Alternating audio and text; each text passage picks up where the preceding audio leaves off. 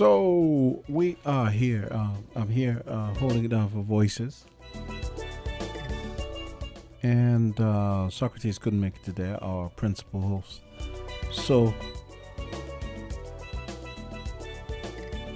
we're going to do what we normally do on Fridays on Voices and open the phone lines and have people calling and have their voices heard on whatever topic it is that is arousing your interest, ire,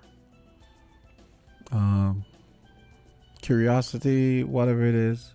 You can give me a call, 466-0989, 662-0989. If you're listening over on winmediaskn.com, you can also listen that way. I know some of you are having some reception problems with WinFM at the moment. Now, of course, it means that you can always go online to listen. You can go over to Facebook, our Facebook page, or YouTube page, and you can take part. And I'm hoping that we'll have our online friends coming and join us, and even commenting and so on, so you can add to the discussion. Now tonight, I think on the carnival tip tonight we have the Power Soca elimination that's happening tonight down at Champions Bar. In case some of you are wondering what's going on, that's happening tonight. And those people will be competing to dethrone the Soca Monarch, because last year they only had Power Soca, so the Soca Monarch would be Ras Kelly, who sang a power song. There were only power songs last year, so basically all the Power Soca contestants are gonna be vying to take away Ras Kelly's crown. So that's happening at Champions Bar tonight. So that's free. So people might want to go and check that out. So let's see what's going on the local front that might be of interest to everyone. There are a whole bunch of things. Now you guys know we have Money Matters here on Mondays. We had the new season started about 3 weeks ago with Dr. Terrence Martin. He's the associate professor of finance and so on, economics at Winston-Salem State University. He's also a director at the university. Well, he's been selected as one of the best wealth managers and advisors under 40 in the United States. There's a list of 40 people, and he happens to be on the list. He's considered one of the best wealth managers and advisors under 40 in the USA. And this comes from investmentnews.com. And they did their thing. And our very own Terrence Martin. Socrates has that song, says a king has no honor in his own country. And you constantly see the stories or the situations where other people can see the potential, or if the greatness, the quality of our nationals. And sometimes it seems as though our very own people aren't seeing what these people see, right? At least they act that way. Or and this is one of the reasons why we will always have these discussions about brain drain and migration happening and basically taking the best of us who want to be able to use their talents and their passions,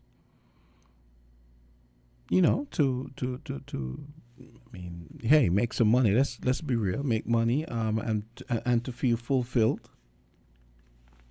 And I think we're always gonna have We're always going to have that because I think there is a lot wanting in the culture as far as um, truly making nationals feel um, treasured and that they can contribute to society, contribute to society in a meaningful way and actually feel appreciated and so on. So there's that. But there's gonna be a story. We're gonna be doing a story on that at some point. So at some point, you will see a story on the good doctors selection on that list.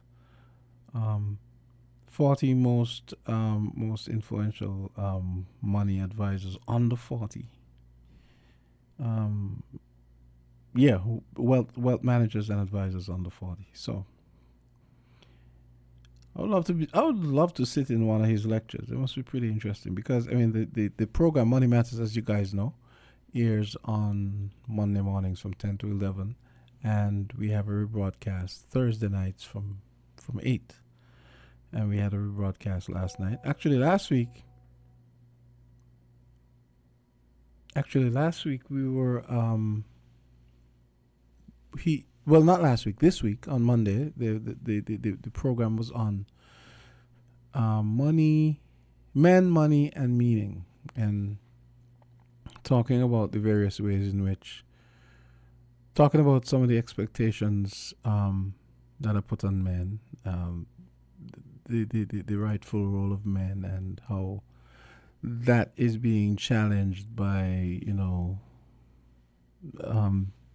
the new paradigm, the new cultural paradigm that seems to that seems to be holding sway now. So it was a pretty interesting program. So you guys can go and find that on YouTube as well. Um, then let me see if there's anything else here I wanted to touch on. It says that on the local scene, so there's a vacancy for the director of culture, as Janelle Kelly has been reassigned. So a job vacancy notice has been published for the role of Director of Agriculture in St. Kitts, marking the apparent departure of former Director Janelle Kelly, who has reportedly been reassigned to another position. Speculation abounds as to whether Kelly's transfer was voluntary or forced. Okay. So yeah. So we've been hearing about that. Let me see what else is going on. Minister Joy Clark, as you guys know, was representing St. Kitts at the COP29 conference in Azerbaijan. And we also covered that earlier in the week, where I think she was on the news she quoted from a poem written by, I think, one of our youth ambassadors, a poem referencing, climate change and so on, and some of the ravages visited upon the earth, especially the most vulnerable, like our small countries. And she used that poem to help make the case for small island development states to get the requisite and fair funding that should be that everyone thinks should be forthcoming. Also, Foreign Minister Denzel Douglas represents St. Kitts and Nevis at the India CARICOM Summit in Guyana. Let me take a look at that and see what that says. So, Minister of Foreign Affairs, Dr. Denzel Douglas, represents St. Kitts and Nevis at the historic India CARICOM Summit in Georgetown, Guyana. On the sidelines of the summit, Dr. Douglas held a brief yet impactful meeting with India's Prime Minister Narendra Modi, focusing on strengthening diplomatic ties and exploring avenues for deeper collaboration between the two nations. So yeah, that happened. And this morning on Island TV Reference, I mentioned I reported the fact that the the Prime Minister of Dominica bestowed upon Mr. Modi Dominica's highest honor, and that was on the sidelines of the Dominica CARICOM. Sorry, the not Dominica, the Caribbean, rather the CARICOM, yeah, Caribbean Community India Summit, which was held in Georgetown, Guyana.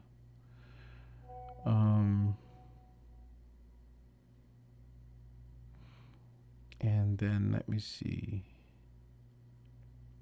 Then we have Militia Wilkes, another story. Militia Wilkins Phillip, poised to take top role as Social Security's Deputy Director and Chief Operations Officer.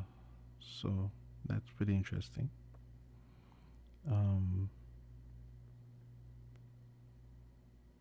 Yeah, so lots of things going on. St. Kitts Nevis Youth Soccer Phenom Savvy K. Morton. Let me see. I was actually supposed to send this to the news people. Okay, let me see. So St. Kitts Nevis's rising soccer star, 15-year-old Savvy K. Morton, continues to make waves on the international stage. On Wednesday this week, he made an incredible impact during the Walker Cup in Jamaica with his team, Mona, so I'm assuming he's at university, triumphed with a commanding 3-0 victory over St. Jaco. The talented 15-year-old, the third son of Serene Weeks, scored the first goal of the match, setting the tone for his team's dominant performance. The victory marked another milestone in Savvy K's growing soccer career as he continues to represent his country with pride and skill. Savvy K was joined by his two older brothers in Jamaica as Syrian Weeks visited his son, uniting the trio. It was a beautiful display of support and togetherness. So interesting. He's only 15. Doesn't really explain why he's in Jamaica and playing for Mona. So that's interesting. Okay, so I think I'm going to take a break at this point. We don't have any calls at the moment.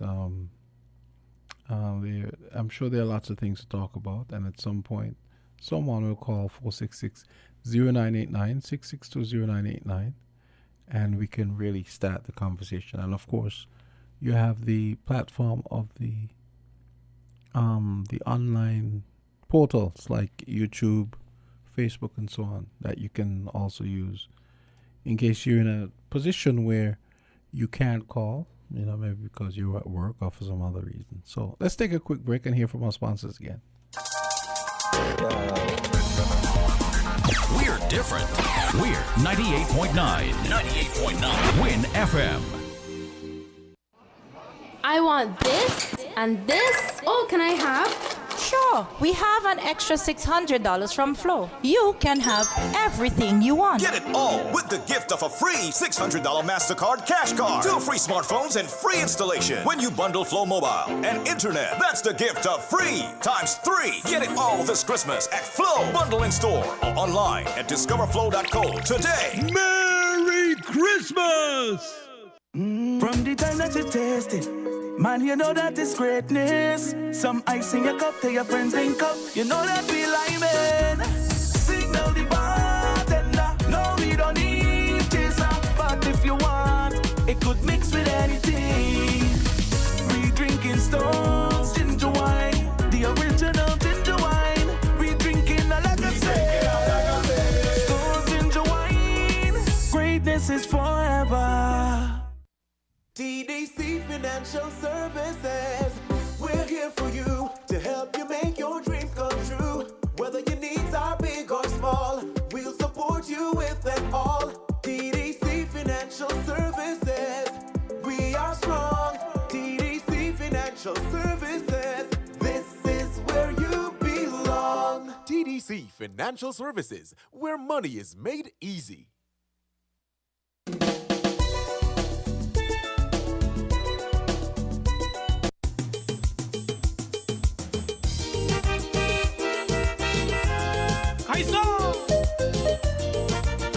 We know they're good. Things not going well. A message to Dr. Drew and his crew. Listen carefully, you know.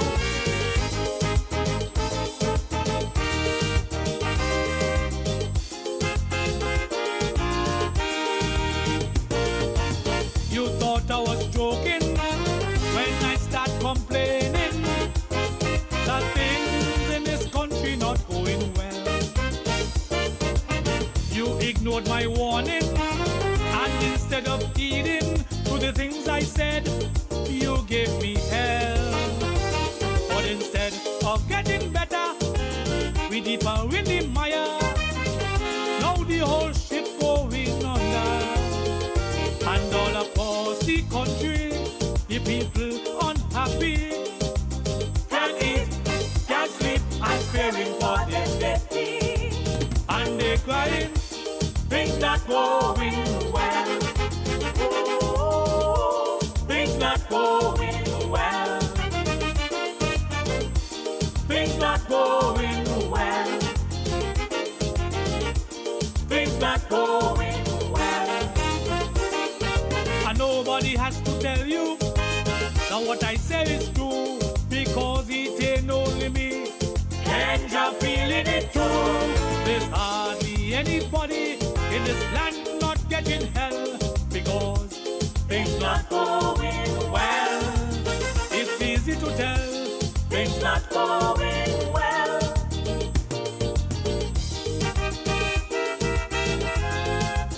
Right, so man.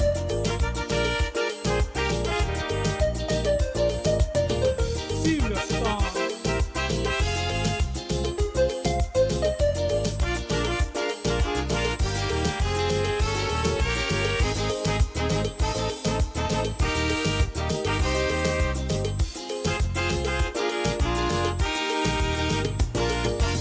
The crime situation in this federation shows things really not going well. Murders escalating, the body count rising, the country going through hell. It is clear that what we're doing simply is not working. Meanwhile, another family is in mourning. While some blame the police for the obvious increase, for me, it's real with. So that's Big Lice's big track. Things are going well. We got our first. Okay, so caller, feel free to call back. My question was gonna be, is Big Lice right? Let's discuss. So I just had a caller coming in. So caller, call back. And of course, we had recently Big Lice announcing that he's going to be throwing his hat in the political ring as an independent candidate. So it's very interesting.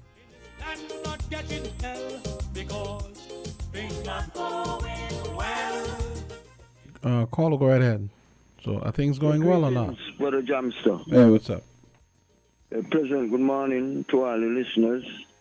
You know, those at home and those listening via the internet.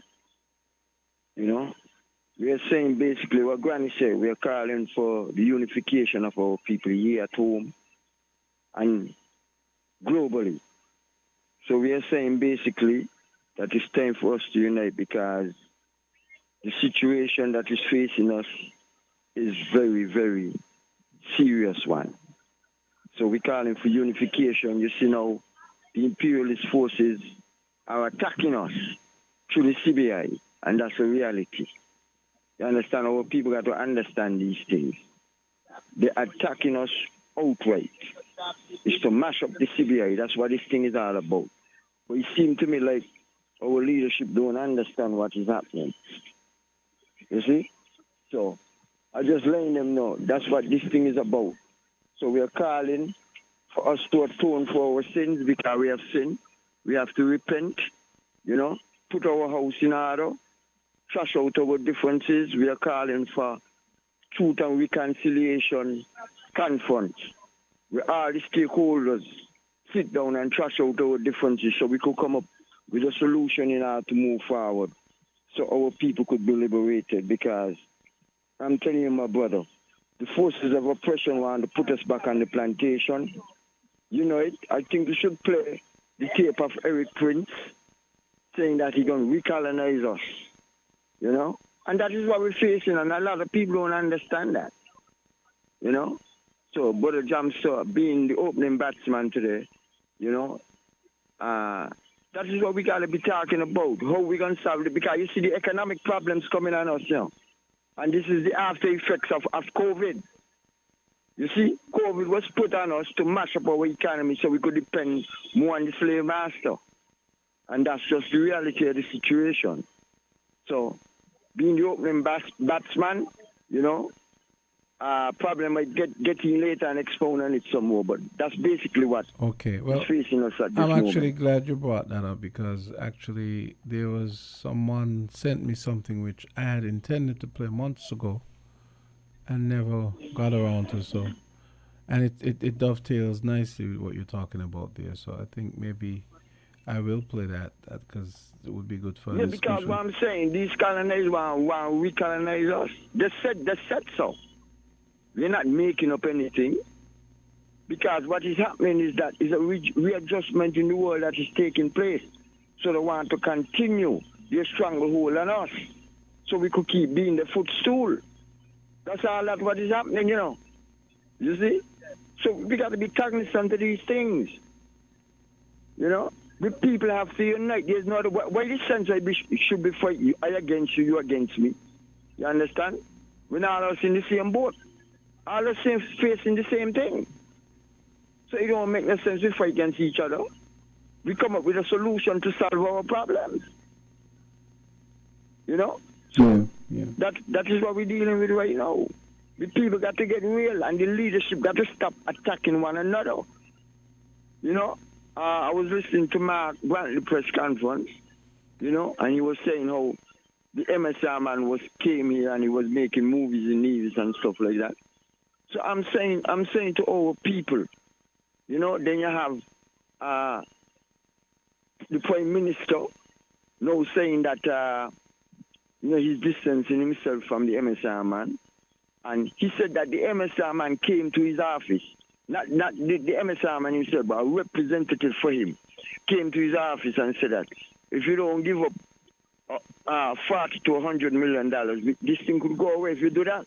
But I'm saying you should arrest that person. That person should be arrested. I agree. That's extortion. You see what I'm saying? Absolutely. Yeah, that is extortion, my brother. You come in my office and tell me I'm the Prime Minister of the country and tell me that I got to give up $40 to $100 million and he walk out the country free? I couldn't go in your office and do that. He will arrest me. Exactly. You know, these are the realities. We are facing going back on the plantation. And our people don't seem to realize it because of the political back and forth and attacking each other. We got to stop attack each other and attack the enemy. We have an enemy. You see? So that's all I'm saying, my brother. Okay. You know, so I'm gonna, yeah, okay. I'm going to play the first clip. Here we go. Let's go.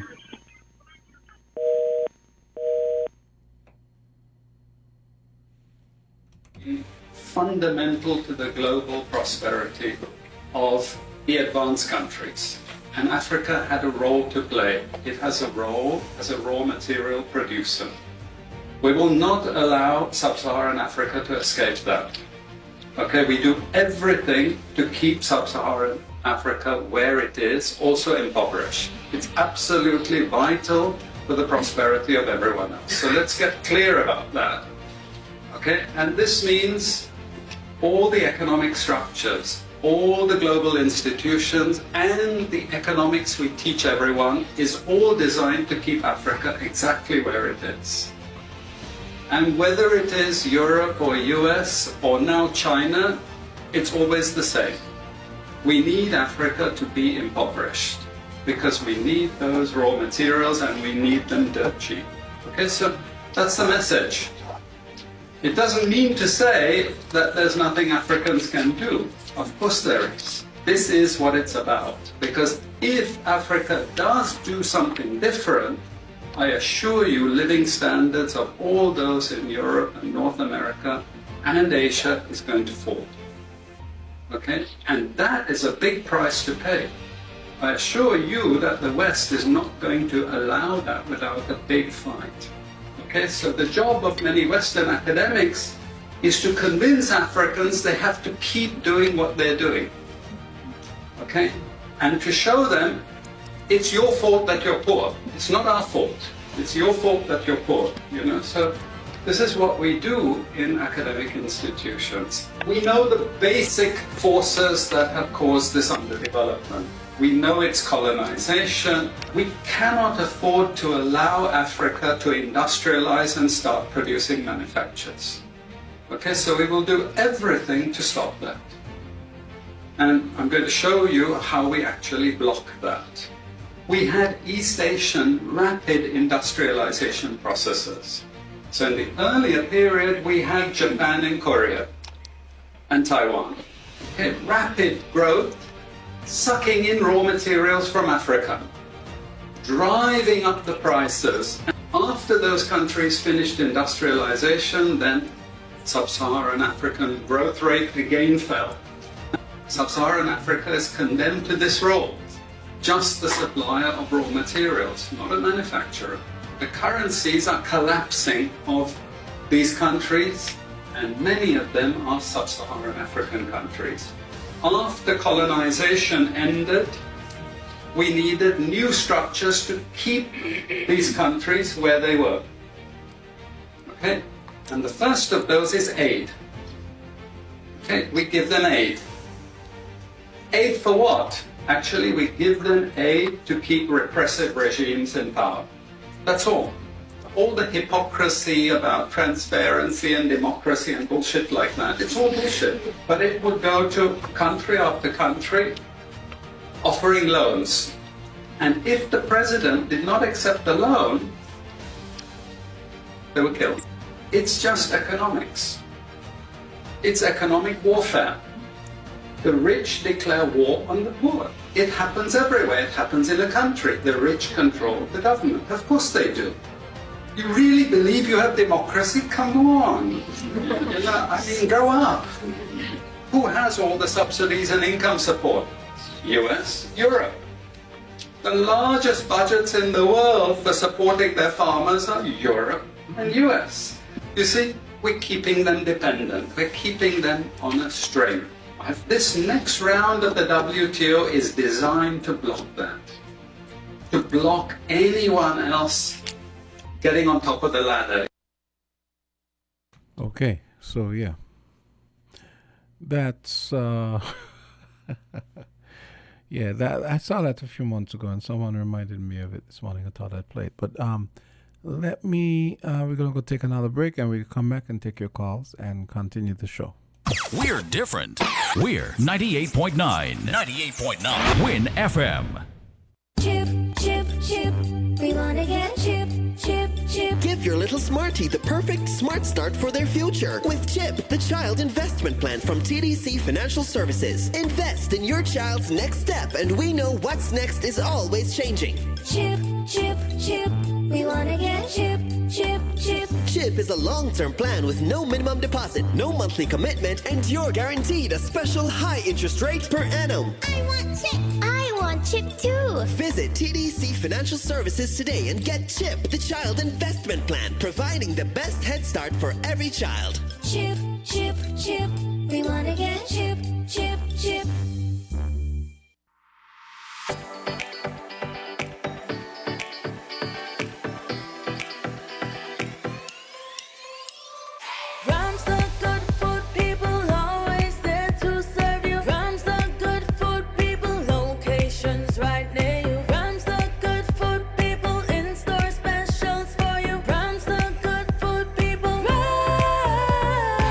When you need better service, Rams is always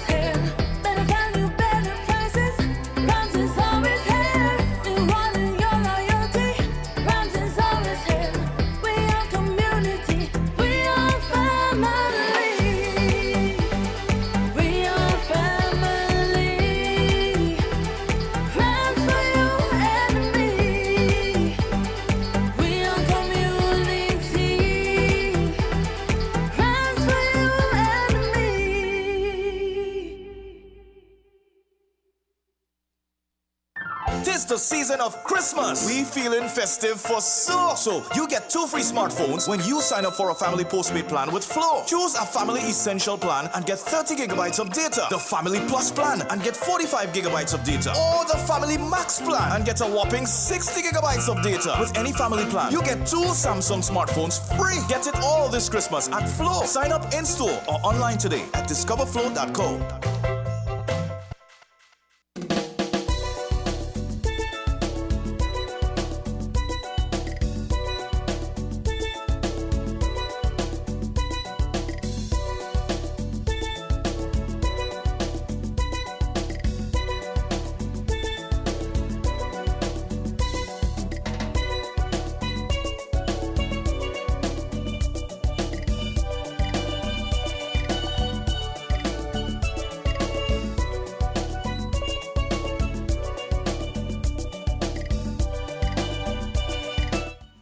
And we get back to the phone lines. Caller, go right ahead. Jamster, Hey. good day. Hey, what's up? I'm blessed in Jesus' name, and greetings once more in Jesus' name, the only Savior of His chosen elect sinners, to save them from their sins and to save them from hell. And He who is the second person of the eternal Trinity. Now, what I would like to say is this, and it concerns what we are talking about, but I would like to preface what I'm about to say with this. Just one scripture from the Bible. Proverbs 29 verse 2. Proverbs 29 verse 2. When the righteous are in authority, the people rejoice. But when the wicked beareth rule, the people mourn. Proverbs 29 verse 2. And what that is simply saying, Jamster, and it pertains to the whole world, and including us in Singis and Nevis. When we have people in government that are not doing things according to the Bible, we are going to suffer negatively. As a result, the people are going to mourn. That those are who are referred to as the wicked people in government who are not doing things according to the Bible. That's why you have people mourning in Africa. That's why you have people mourning in St. Kitts and Nevis, the Caribbean, and the world at large, including in America itself, and Canada and Europe and so on. Because we all have people who are not doing things according to the Bible, who are in authority. And it ain't just present, including for here in St. Kitts and Nevis. It ain't just in the present. It's all in the past as well. We have had people who the Bible calls wicked because they are not doing things according to the Bible. Whereas the first part of the scripture says, when the righteous are in authority, the people rejoice. And the Bible promises, for example, in Deuteronomy 28, that when we follow the commands of God as a nation, the nation will prosper unprecedentedly. Beyond words, the nation will prosper. But the devil has fooled us, including many people who call themselves Christians, that if we do things according to the Bible, things are going to go wrong and bad. And things are going to go negatively for us. Yeah, but and harmful for us. Gregory, the obvious problem here, you are a case in point. The obvious problem with that is that the Bible is open to interpretation. So are you what? And no. We're talking about the Bible. Let's not go out. Let's not. But God could communicate better than you. If you could clearly communicate to people. The problem is not God. No, the problem is not God. The problem is not God. The problem is us. But the Bible is the word of God. No, I know. But what I'm saying. No, but what I'm saying is, in terms of, you can't tell me that people don't misinterpret the Bible. The people interpret your words too, Trevor. But there's nothing new about that. Let's stay on topic. I'm saying the point I'm making is the Bible is open to interpretation, and I don't think anyone would argue that doing things the Bible way is the bad way. Not like I mean. The Bible is not open to interpretation as you are presenting it. No. No. That's not what I said. That is a liar say that. No. That's what I said. What I meant was, people are going to interpret things based on the way they see it, right? I mean, take for Hold on, but example. there are rules of interpretation, Jamster. There are rules of interpretation. You just, for example, for what you are saying, if I say, okay, Jamster, I interpret your words to mean you went party last night. You're going to say no, because there are rules of interpretation. You got to take in context grammar, the meaning of the words that you use, the historical background, and that sort of stuff. So the Bible does. So the Bible, like us, does not lend itself to any and every interpretation. You got to use logic, all those sort of stuff. When you use all those sort of stuff, you could only come up with one interpretation. But you will come up with different interpretation if you do not use the rules of interpretation. The big name for that is hermeneutics. That's the big name for it. When the rules of interpreting what is written or what is said. So no, I do not go along with this satanic like that. Hey, the Bible is open to any and every rule, any and every interpretation. No. No, I agree with you. But at the same time, people still misinterpret it. I mean, take for example, there are these people who feel that Jesus and God are the same person. When like me. Well, that's not true. I should not. No. I should not say it that way. No. I should not say that. What I should say is that Jesus is God. That is how I should word it.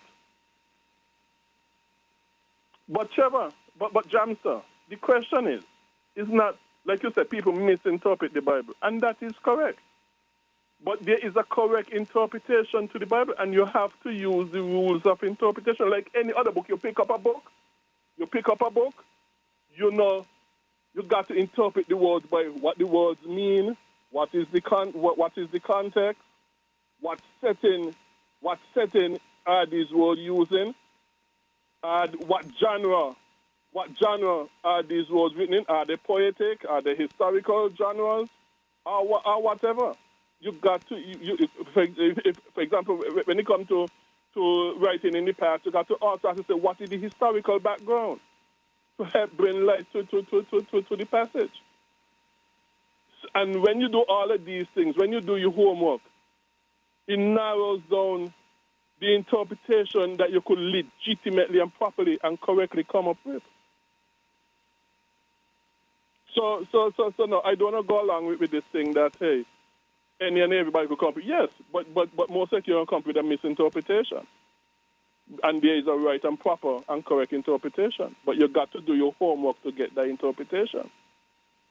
But what I'm saying, Jamster. I mean, take for example. I mean, you it's all well and good to say, do things the Bible way. It would be nice if we did follow it more, but I mean, take all the things we do that are not in the Bible, have nothing to do with Christianity, And then I've even spoken to clergymen who try to justify, they'll concede that I'm right, but try to justify that it is that some of these things are being done for the greater good, even though they're not in the Bible, or that kind of thing.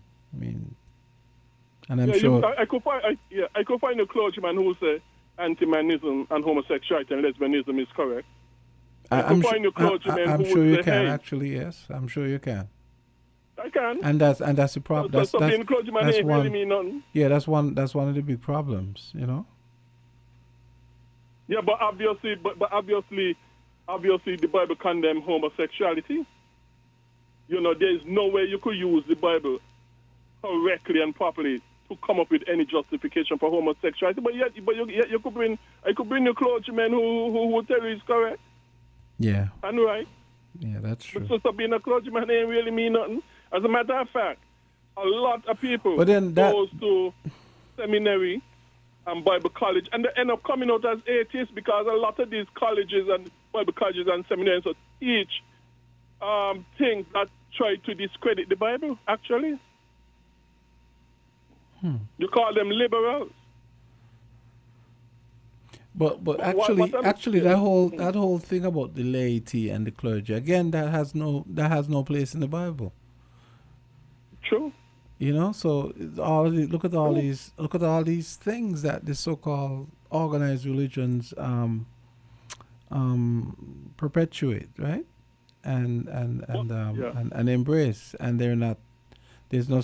I mean, there's no biblical basis for a clergy and the laity. Meaning the flock, you know, And the you're correct. Yeah, and it's funny how. But you see, you could interpret the Bible to come to that right conclusion. That's the whole point I'm making. They are right. There's a right interpretation, and there are wrong interpretations. And we can. And when we do homework, just like how you have just done your homework to know that there's no such division. Just in other issues and in other topics and also in all the passages of scripture, you could also do your homework to come with the right interpretation. Yeah, because and no, yeah. I mean the whole concept of the clergy. I mean, to me, it's more about being officious than being religious.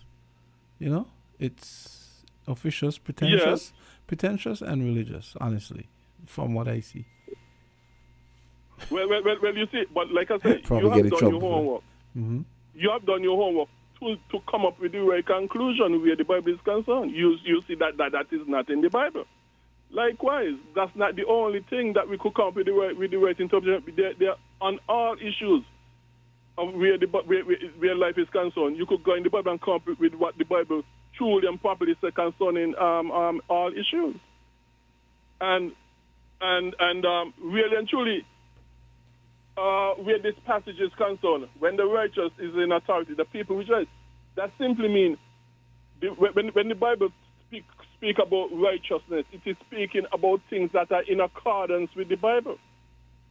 And that means when godly people are in government who are doing things that are according to the Bible, are doing righteous things, the people rejoice. And when you have people, on the contrary, who are not godly, who are, as the Bible calls it, wicked, because they're doing things contrary to the Bible, the people mourn, and that is why today and all in the past, we have people just mourning on the different government, because we are doing things contrary to the Bible. But like I said, somehow Satan has fooled us in thinking that if we do things according to the Bible, we're going to end up for the worst. Things are going to be hard. Things are going to go disastrous first and ruinous first, which is wrong, which are all wrong. They're lies of Satan. And until we biblically repent of our disobedience of the Bible, we will always be having things going ruinous and disastrous and perilous for us. And the people will always be mourning. Because only godly people who do things according to the Bible can bring the issues and the solutions and the answers to all of our problems. Only such people can do it in government. But who we have now and who we have had in the past, they cannot do it. Because first thing, they don't know the Bible. And secondly, they ain't care about what the Bible says. And three, they ain't godly. Okay. And this is what we need to understand.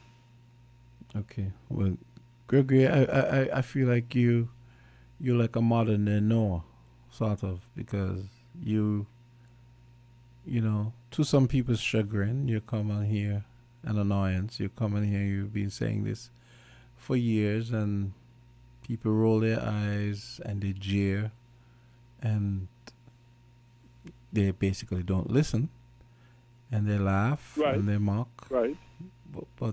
But yeah, you do have a point. But I mean, but Jamsa, not cut you, but people have also seen me and have also tell me they agree with me too, and people have also encouraged me as well.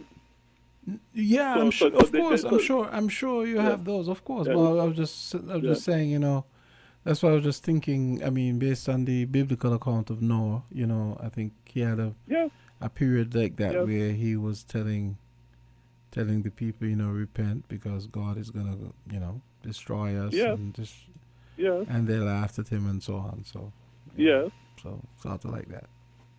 Yes. Right. But in the end, the Bible wins up because in the end, the flood came and destroyed them all, except those who was in the ark.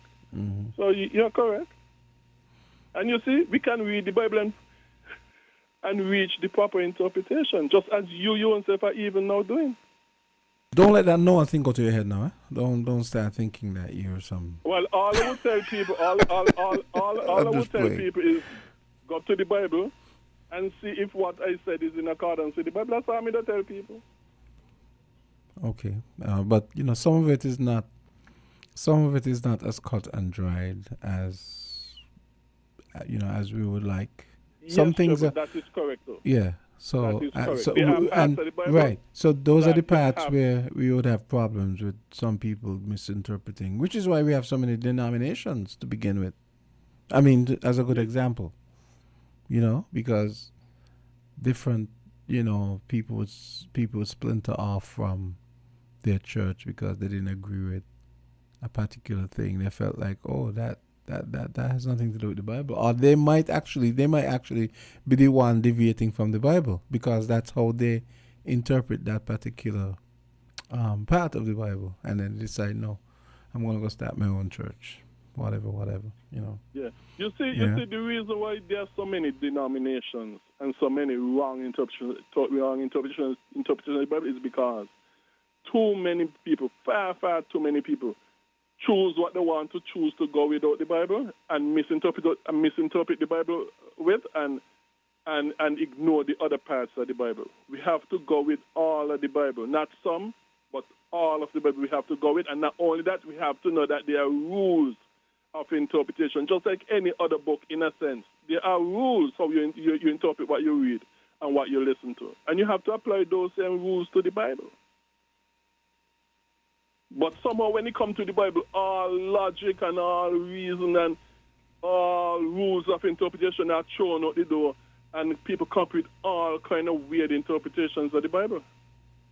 Yeah, I guess. Okay, Greg, you have to take a break. Thank you very much. Of course, can always come back, of course, yeah, as the discussion continues. Let's take a break. Found the Sound 98.9.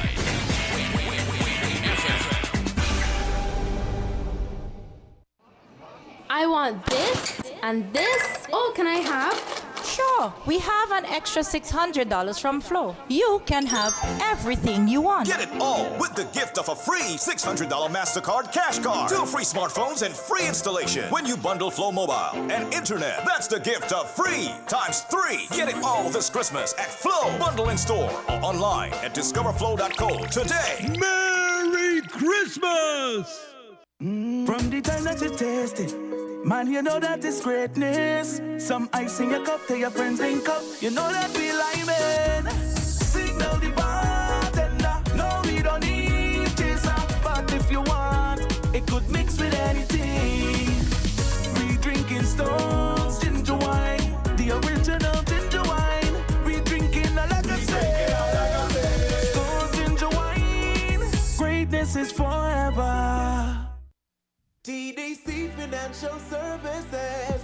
We're here for you to help you make your dreams come true. Whether your needs are big or small, we'll support you with them all. TDC Financial Services. We are strong. TDC Financial Services. This is where you belong. TDC Financial Services, where money is made easy.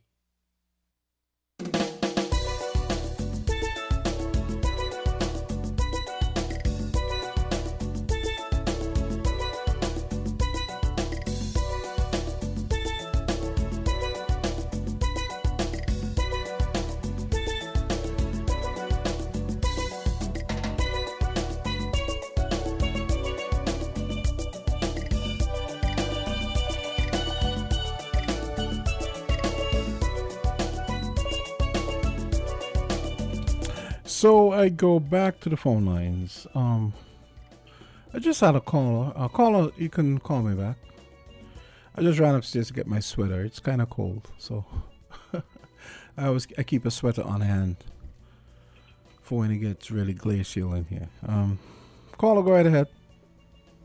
I am Socrates. Honest there. What's up? Jamster, there's so much that, we can cover. I have to cover today. I want to start on the geopolitical global scheme of things. And, it's going to be a new administration. I think it's after 70 days in the United States, the way how the political spheres are organized. Immediately, the president-elect don't assume office until a period of time, probably 60, 70 days. As former President Biden, the President Biden make way, it's like, but the geopolitical global rankering continues in the sense that there's a tariff war that has started. It's not new. With China and the United States mainly, but there are other players. The European Union is probably a third player, number 3 in the ranking, and others. But have you heard, Jamster, what President Macron of France said? Have you heard any recent comments? Concerning where the European Union stands, concerning they're going to get caught up in this tariff war, concerning who are the carnivores. He used she words, she big words, predatory words. When an animal prey on another animal, or when meat eaters, what are those terminologies, Jump? Help me, man. You guys in the news every day. You mean what he said exactly? No, I don't know. I don't remember. Isn't that like some weeks or months back? No, that's recent. Anyway, he used. Okay, let me look. I'll look up that in the meantime. Go ahead. I'm gonna. Yeah, look it up. It will be interesting. I'll call back after the lunch break. Okay, cool. And I will say something what you just said with the splinter groups of the religious body and where it all started. Okay. Yeah. Okay. I'll give you some time to do a little research with President Macron's comments and then the splinter group of the various religious bodies, especially within Christendom. Okay? Okay. All right. See you after the break. Okay, cool. Okay. I don't think, let me see if, I don't know if it's ready. I don't think headlines is quite ready, but we shall see. It is. Okay. So we got 1 minute until 12 o'clock. So we're going to continue the conversation after. So you guys make sure you stay on and listen to the headlines if you're listening online. And we will continue this right after. It's noon. So here we go. Headlines on the way. You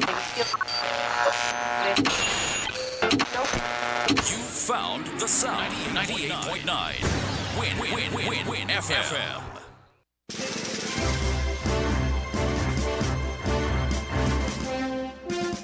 We now bring you the headline news. The headline news is brought to you by Caribbean Alliance, The Grange, National Bank, and Carib Brewery.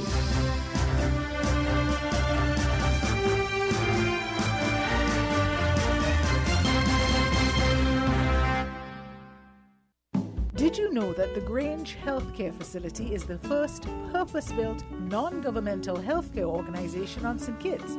It's situated at Otley's, 7 miles east of Basseterre in beautifully landscaped surroundings. The Grange has a team of highly trained professionals and provides care that's rated as being comparable with UK and North American standards. The Grange offers varied accommodations to suit your individual needs, and our all-inclusive packages make the cost of care per hour the most competitive active on the island. Services include convalescent care for all ages, daycare facilities for older adults, rehabilitation services, and training and continuing education for healthcare providers. For more information, call 466-5525 or 465-8020. Fax 466-8221 or email thegrangehealth@gmail.com or visit our website at www.grangehealthcarefacility.com.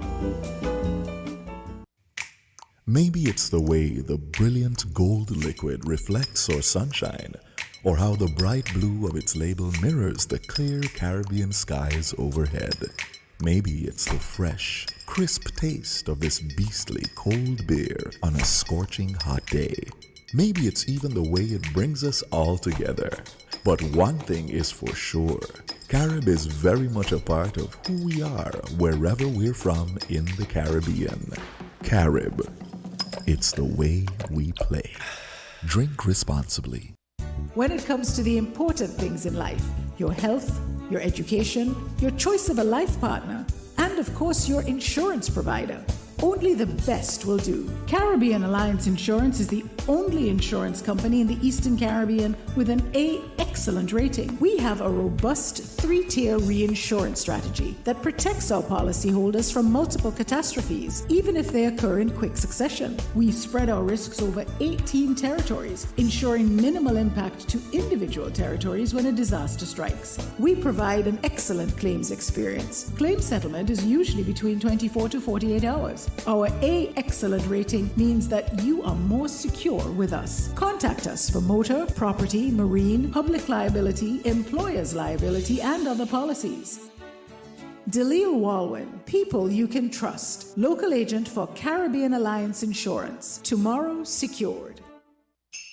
Why wait for Santa when there's National? This Christmas, St. Kitts Nevis and Gwilla National Bank has just the right loan solution for you. Get up to $100,000 unsecured for all your holiday shopping needs. New furniture or carnival expenses with low interest rates, quick approval, and flexible terms. And that's not all. You can drive into the holidays with National. Whether you're buying a new or pre-owned vehicle, National has a loan for you. Get up to $160,000 with low rates, special discounts, and little to no input. Have a Merry Christmas and a Happy New Year with National Bank. Apply online at www.sknanb.com. Terms and conditions apply.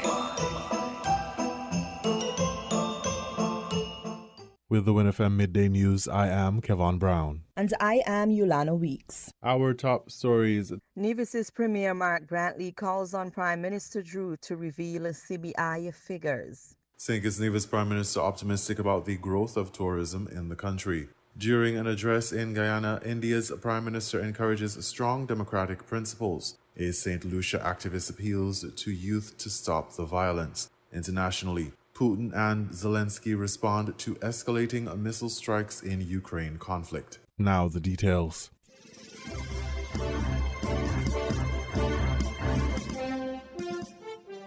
Nevis's Premier Mark Brantley accused successive prime ministers of failing to reveal the number of passports issued under the St. Kitts and Nevis Citizenship by Investment Program and the money obtained as a result. We've heard a lot of allegations. You've had a lot of toing and froing and things being said.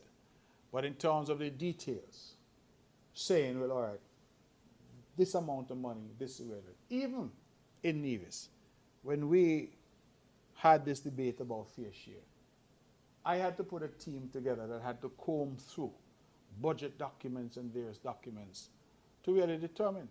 Nobody, no prime minister has ever come to the people. And I have to say prime minister because, as I said, Nevis has no control over that program.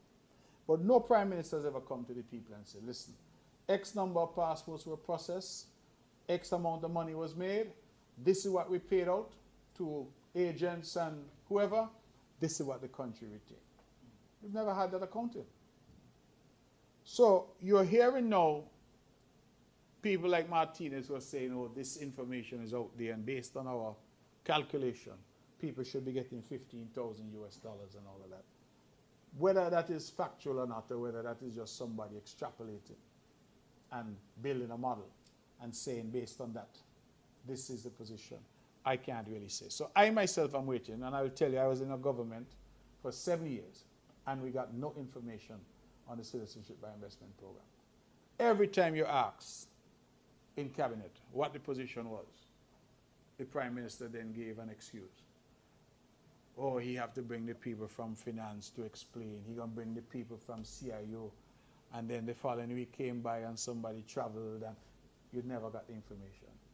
His predecessor, Dr. Douglas, I remember one time in what I could only consider a farcical session in Parliament, where I believe it was Eugene Hamilton, who was on the opposition benches then, asked about the number of passports that had been issued or something. And I think the response was not a lot or something like that. I have searched the world. I can't find a number which is not a lot. Numbers that tend to be, 1, 2, 3, 4. But the response was not a lot or not many or something like that. And it's been the response.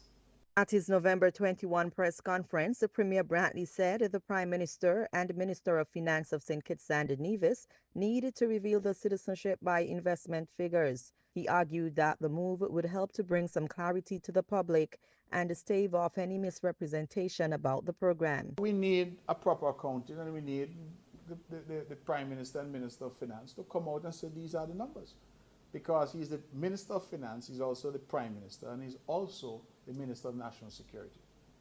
So all the ministries that would be relevant to that fall under the one office. So that information, I think, should be made public so that individuals like yourself and me, we don't have to question, we know what the data is.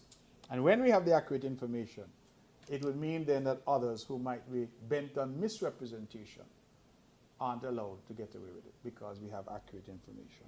In a November 18 podcast, Philippe Martinez shared his company MSR Media's position in a corruption scandal involving the Citizenship by Investment Program.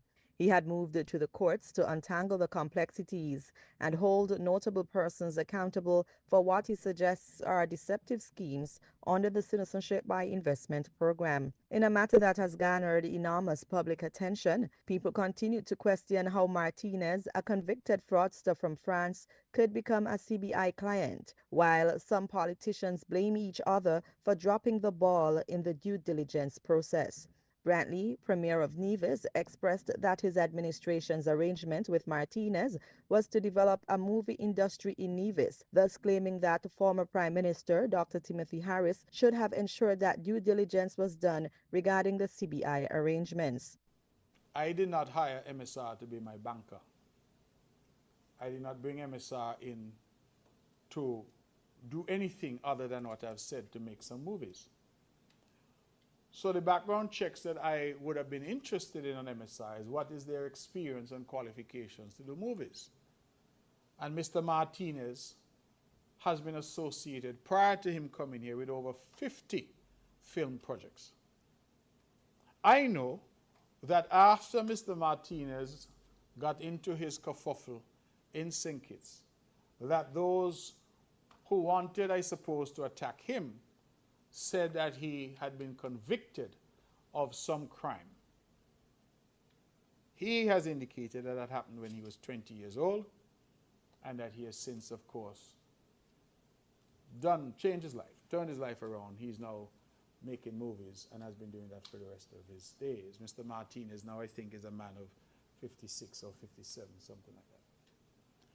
So when people, again in an effort to shift blame, because his narrative, first time I heard it, came from the former Prime Minister, Dr. Harris. And he said that I brought a bad man here and we didn't do any due diligence on the man and all of that. But if I bring a bad woman here and I didn't do any due diligence on her, is my woman and have nothing to do with you? You jump in, you take him from me, and then you started him. Well, when you took him over, you should have done your due diligence. That's what should have happened. You didn't do that. In fact, you tried to do it in a clandestine way. Go behind my back. When I grew up in Brownhill, they used to say, your back raised. So you back raised me. Go behind my back. Well, when you were doing all that, why didn't you do your due diligence and determine whether or not you wanted to do business? I was doing business with Mr. Martinez to make movies for which he's eminently qualified and which he delivered on, because we did 9 movies here on the island of Nevis. Well, 8 on Nevis, and I think the 9th was done mostly on St. Kitts. That's what I hired him to do. This whole thing about background check is a red herring, because MSR would have been approved under the CBI program, not by me, not by Nevis. So the question about background checks should more appropriately be extended to the federal government, because they were who approved him, and more specifically to Dr. Harris at the time, because he was who approved him. Prime Minister Dr. Terence Drew, as the leader of St. Kitts and Nevis and the Minister of Finance, said Martinez was accepted into the CBI program before his administration was sworn into office. Due to a lack of due diligence, St. Kitts and Nevis is left to fight for its patrimony. When we met Mr. Martinez, when we got into office, he was already part of the CBI program. Mr. Martinez, with MSR, was admitted to the program in May of 2022. You'll be fully aware that I was not the Prime Minister at that particular time. It was another Prime Minister who admitted Mr. Martinez into our CBI program. What we did not know, we thought there's a process that anybody who is admitted into the CBI program, they have to go through a due diligence process. I would have thought, as everybody would have thought, that Mr. Martinez, the MSR gentleman, would have gone through that process as well. And so he was part of the program, and I related to everybody who were part of the program. However, we have a process where we will also do other types of due diligence. And so when we do our other due diligence, we discovered a checkered past for the MSR gentleman. A checkered past that showed from our information that he was convicted for fraud. Initially, Martinez was invited to Nevis, where he partnered over there in the movie industry. So he was initially invited to Nevis from our report. And I don't know the Nevis process. However, he then came over to St. Kitts in 2022 to be a part of the CBI program. And on various levels, when you meet investors, when you make that final deal, you will have a due diligence report or process that would determine whether the deal goes through or not. Because I see investors all the time. And I always say to investors, before we sign off on anything with the country, one of the things that must be done is a due diligence on who the investor is. And based on the report of that due diligence, it determines whether something is done or not. In this case, with a due diligence like this, you would have said no. Because anybody convicted for fraud and serve jail time for fraud, that's not the type of person you want in your jurisdiction, unfortunately. Because it can lead to unsavory things like what we are experiencing now. A gentleman who wants to throw the whole country under the bus. I have to stand up for this country. You can't extort all this money from the treasury. I would have to come to the people and say, this is what is being put. How can you hide that? 10% of your budget at the lower end, 25% of your budget on the higher end. You can't get away with that. So to answer your question, the due diligence process, and when he comes through the CBI, there should have been a due diligence process even there, because now you're having access to our patrimony in a sense. And it's perplexing, very perplexing, that due diligence was not sanctioned.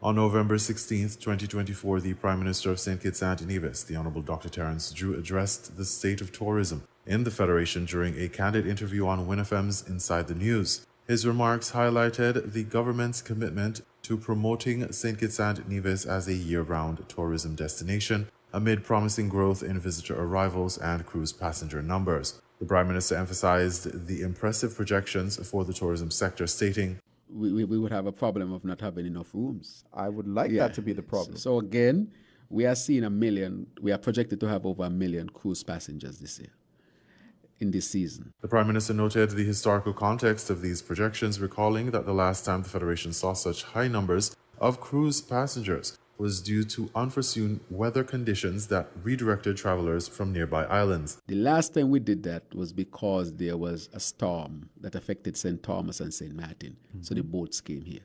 We're not depending on any storm for this. This assertion underscores the focus on sustainable tourism growth rather than relying on external factors. Dr. Drew acknowledged the essential contributions of various stakeholders to the tourism industry, particularly praising the work of the Minister of Tourism, the Honorable Marsha Henderson. I want to thank the Minister of Tourism and her team, the Honorable Marsha Henderson, who have been working hard.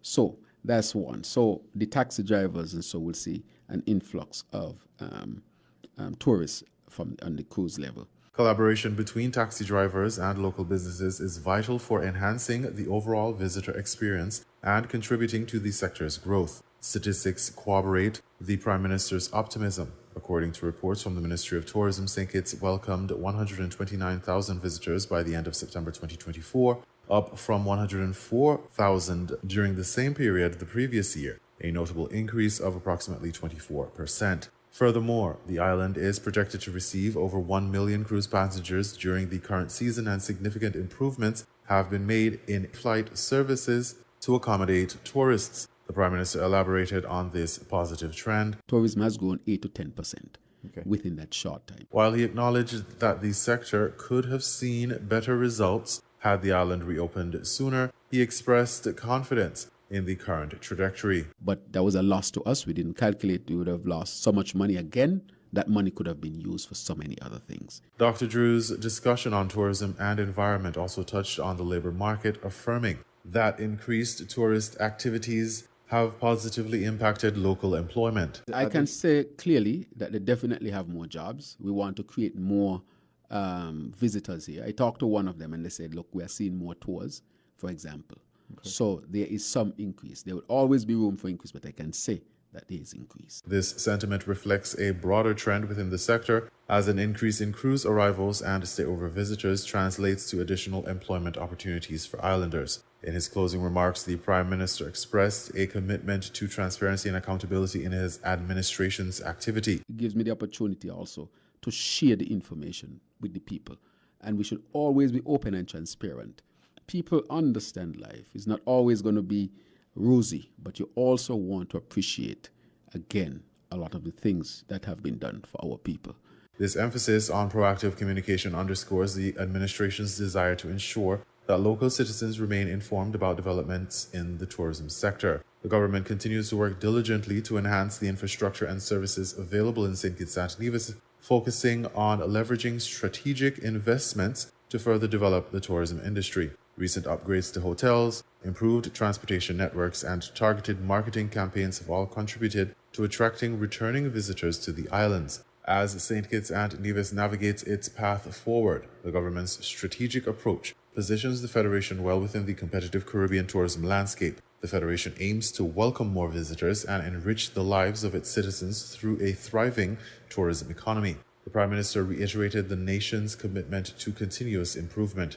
But what can we do better as a nation, as St. Kitts and Nevis? This forward-thinking philosophy encapsulates the spirit of progress that characterizes the Federation's tourism sector in 2024 and beyond.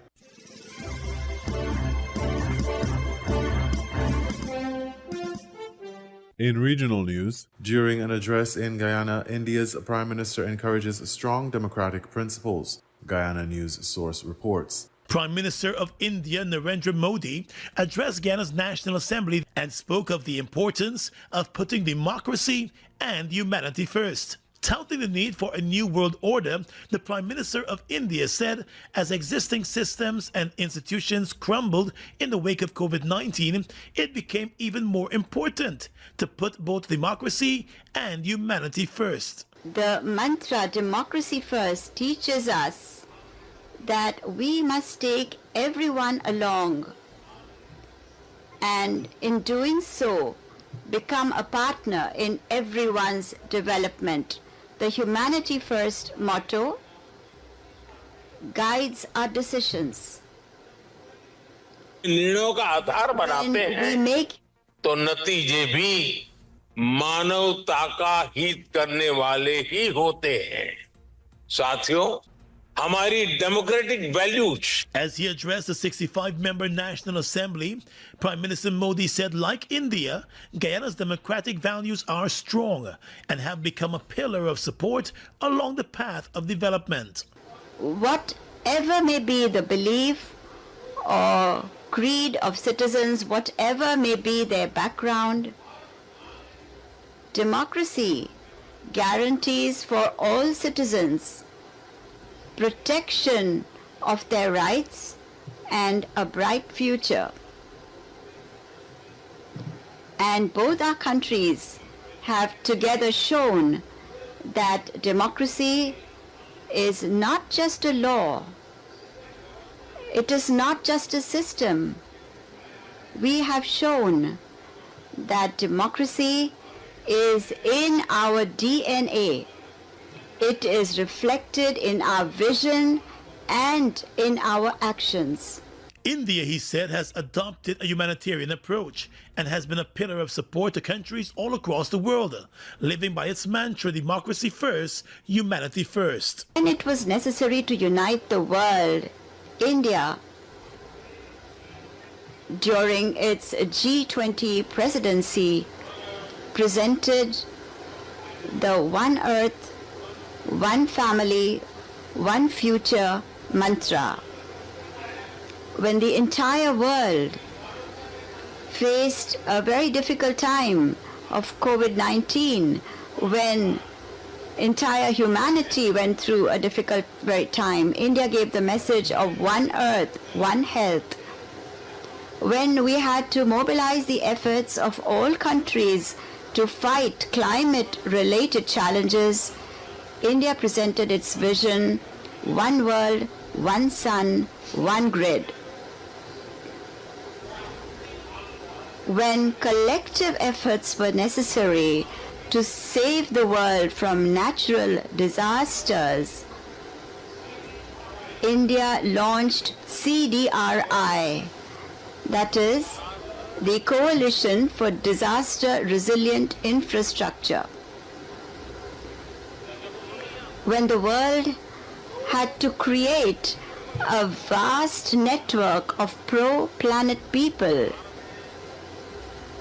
India started a global movement, Mission Life, that is lifestyle for environment. Friends, as a friend to the world, the Prime Minister said India is fulfilling its duty of putting democracy and humanity first. He also said India has never moved forward based on its self-interest or with an expansionist vision, and has never sought to grab the resources of other countries. Prime Minister Modi's address brought together both sides of the National Assembly for this special sitting, along with members of the diplomatic community and students who were drawn from various schools within the city.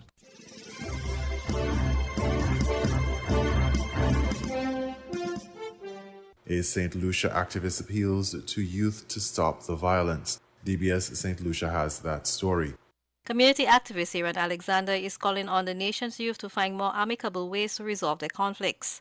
Speaking on the Newsmaker Live program, he lamented Monday's brazen daylight shooting near the Derek Walker Square in the heart of the capital's commercial center. The incident, which left one man dead, has further raised concerns among citizens about the boldness of perpetrators of gun violence. My brothers, you know, I mean, I don't know what that person could have done to you all for you all to move that kind of way and come, you know, on a motorcycle and open fire like that in a public place. My brothers, I don't know what that person had done to you all to deserve that. I know there's a lot of disrespect going out there among youth, among the you know, young men, you know, a lot of disrespect, a lot of cheating going on amongst, you know, that one take that one goods. I know there's a lot of these things going on out there, but my brothers, that's not the way. That's not the way. Your sister could have been there, your mother could have been there. Who knows, one of your relatives could have been there and gotten hurt or probably even killed. My brothers, that's not the way to solve the problems. Despite numerous recommendations and actions taken to curb gun violence, the problem persists, raising questions about whether the various calls for the violence to stop are going unheard. Just hours following Alexander's appearance on the program on Wednesday evening, another young man would be injured in a shooting incident at Gara Babuno. Incidentally, the police were conducting operations in the Babuno area at the time of this incident. A statement from the police said that during a tactical patrol, officers had cause to engage two occupants of a motor vehicle. A search of the vehicle resulted in the discovery and seizure of one firearm with a magazine and 10 rounds of ammunition. As a result, 2 males were arrested. The DPS News team conducted further inquiries and discovered that the shooting victim was being conveyed to the hospital in the same vehicle that was intercepted by police. The St. Lucia Fire and Emergency Services was contacted to transport the injured man for medical treatment. On 21st November 2024, the St. Lucia Fire Service responded to an emergency call at Gara Babuno. On arrival at the scene, an adult male was found laying on the ground, conscious and alert. Upon assessment, a penetrating wound was observed to his chest. He was treated, then transported to a medical facility for advanced medical care. The 2 men were arrested for possession of a firearm and possession of ammunition. No information yet as to whether the shooting victim will also be arrested. For the DBS News World, I am Zain Romulus.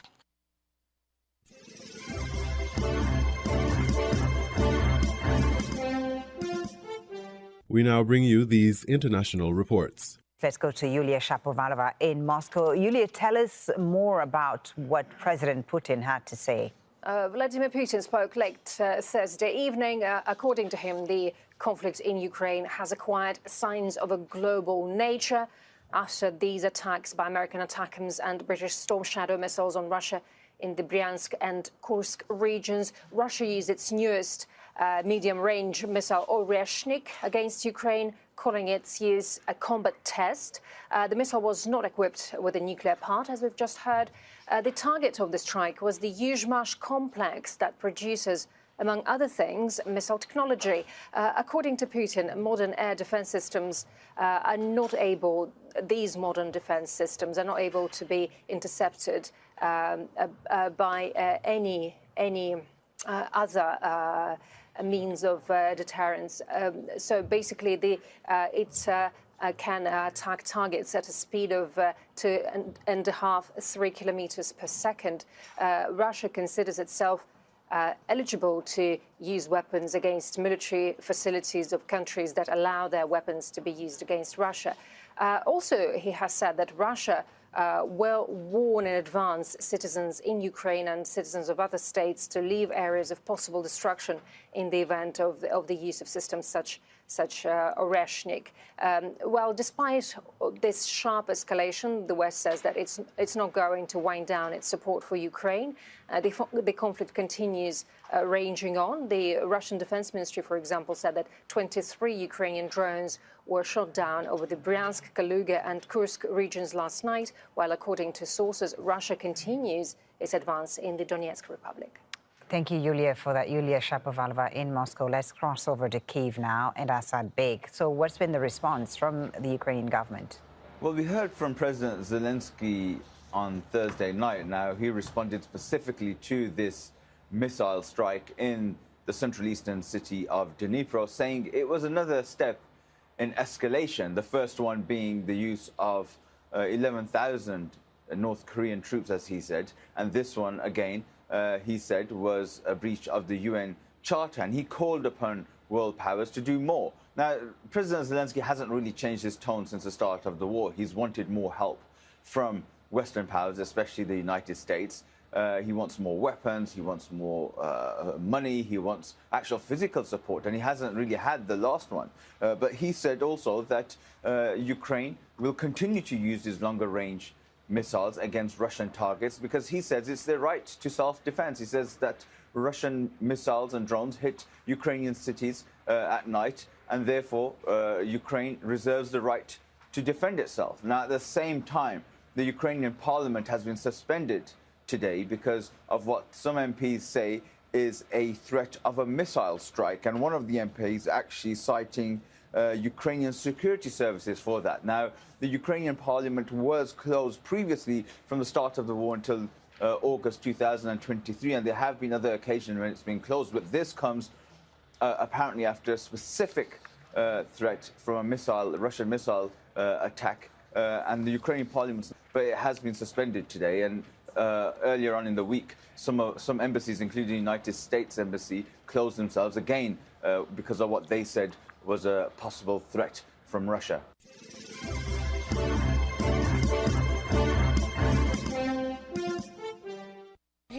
Hours after Matt Gaetz withdrew as nominee for U.S. Attorney General, President-elect Donald Trump has named another official from Florida. His next pick is Pam Bondi, the former Attorney General of the Sunshine State. That came hours after Gaetz withdrew from consideration on Thursday.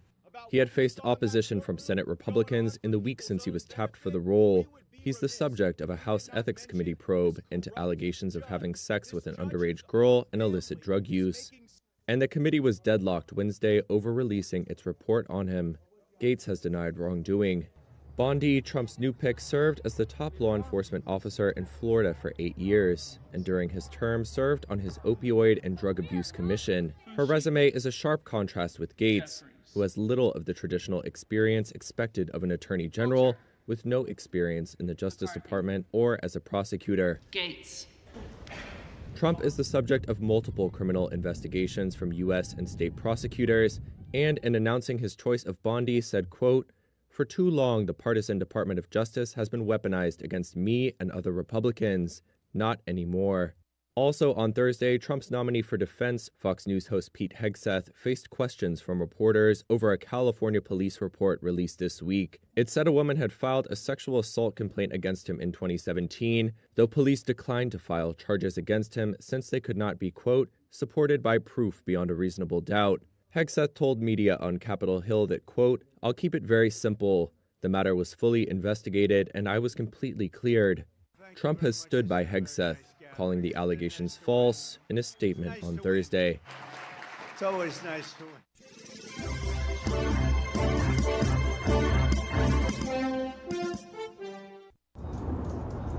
A powerful atmospheric river pounded Washington state and the Pacific Northwest this week, killing at least 2 people and knocking out power to hundreds of thousands. With temperatures around the world rising, scientists say these weather systems will become larger and possibly more destructive. So what is an atmospheric river?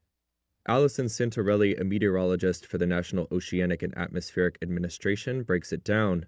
Atmospheric rivers are pretty much, you can think of it as like a river in the sky. So a river transports, as we know, a river transports a lot of water. And so atmospheric rivers are essentially that, just up in the sky. They're relatively long, narrow regions with significant water vapor that helps to transport moisture from the tropical areas into the mid-latitudes, which is where the United States is located. Atmospheric rivers appear as a trail of wispy clouds that can stretch for hundreds of miles. As the water vapor in the jet stream rises, it cools and condenses, resulting in rain or snow. According to NOAA, an atmospheric river can carry 15 times the volume of the Mississippi River. Most atmospheric rivers are weak and do not cause damage. In fact, they can provide much-needed rain or snow. A 2018 research paper projected there to actually be 10% fewer atmospheric rivers in the future. But that's not necessarily a good thing. If moderate atmospheric rivers occur less frequently, it could make managing water supplies more difficult.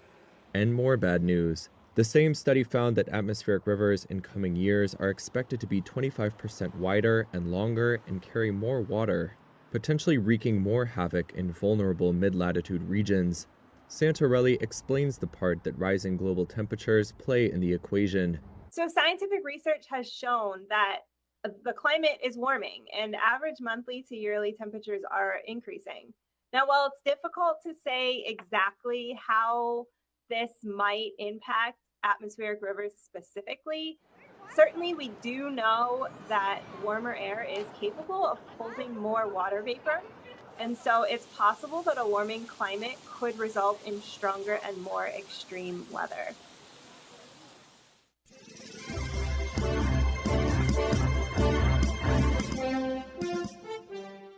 You were listening to the Midday News on WinFM 98.9. The headlines? Nevis's Premier Mark Brantley calls on Prime Minister Drew to reveal CBI figures. St. Kitts Nevis Prime Minister optimistic about the growth of tourism in the country. During an address in Guyana, India's Prime Minister encourages strong democratic principles. A St. Lucia activist appeals to youth to stop the violence. Internationally, Putin and Zelensky respond to escalating missile strikes in Ukraine conflict. Thank you for listening. That was the WinFM Headline News. The Headline News is brought to you by Caribbean Alliance, The Grange, National Bank, and Caribbean.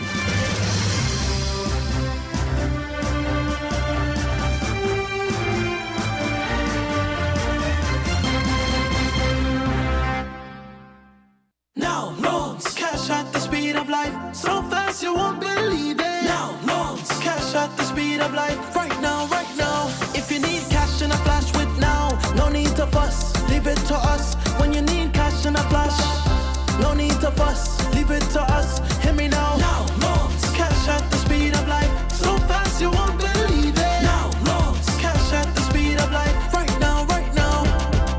Approved in a day, yeah, yeah. Some money on the way, yeah, yeah. Approved in a day, oh, yeah, you know it's coming. When life throws surprises your way, Now's here to help. Whether it's for an urgent bill payment, home improvements, or unexpected health expenses, or even that last-minute holiday trip. With Now, you get cash in a flash, approved in just 24 hours. Approved in a day, yeah, yeah. Some money on the way, yeah, yeah. Approved in a day, oh, yeah, you know it's coming. Now loans, cash at the speed of life, so fast you won't believe it. Now loans, cash at the speed of life, right now, right now. A loan product powered by National Bank. When it comes to the important things in life, your health, your education, your choice of a life partner, and of course your insurance provider, only the best will do. Caribbean Alliance Insurance is the only insurance company in the Eastern Caribbean with an A excellent rating. We have a robust 3-tier reinsurance strategy that protects our policyholders from multiple catastrophes, even if they occur in quick succession. We spread our risks over 18 territories, ensuring minimal impact to individual territories when a disaster strikes. We provide an excellent claims experience. Claim settlement is usually between 24 to 48 hours. Our A excellent rating means that you are more secure with us. Contact us for motor, property, marine, public liability, employer's liability, and other policies. Delisle Walwyn, people you can trust. Local agent for Caribbean Alliance Insurance. Tomorrow secured. With over a century of perfection behind the Mackeson name, a smooth blend with perfect balance and richness. It's no wonder Mackeson Triple Stout has a legacy of perfection. Enjoy the world over. Introducing our new look with the same great taste. Mackeson. All hail the king. Please drink responsibly. Did you know that the Grange Healthcare Facility is the first purpose-built, non-governmental healthcare organization on St. Kitts? It's situated at Otley's, 7 miles east of Basseterre in beautifully landscaped surroundings. The Grange has a team of highly trained professionals and provides care that's rated as being comparable with UK and North American standards. The Grange offers varied accommodations to suit your individual needs, and our all-inclusive packages make the cost of care per hour the most competitive on the island. Services include convalescent care for all ages, daycare facilities for older adults, rehabilitation services, and training and continuing education for healthcare providers. For more information, call 466-5525 or 465-8020. Fax 466-8221 or email thegrangehealth@gmail.com or visit our website at www.grangehealthcarefacility.com. WINN is 98.9. 98.9 is Win FM. It's soon time for the rhythm of the islands to take over. The Digicel Soca Monarch beats up on Friday 22nd and Saturday 23rd November at 8 p.m. as Champions Bar becomes the battleground for the Groovy and Power Soca elimination. 8 Groovy contenders will make the way to the final, while 7 Power Soca warriors will face off against the reigning king, Ras Kelly. Then Saturday, December 14th, it's all or nothing at the Power and Groovy Soca Monarch Finals, live at Carnival Village. Save the dates to experience the heat, the energy, the sweat when the Soca madness will leave us soaking wet. There is only one place to be, Sugar Mass 53.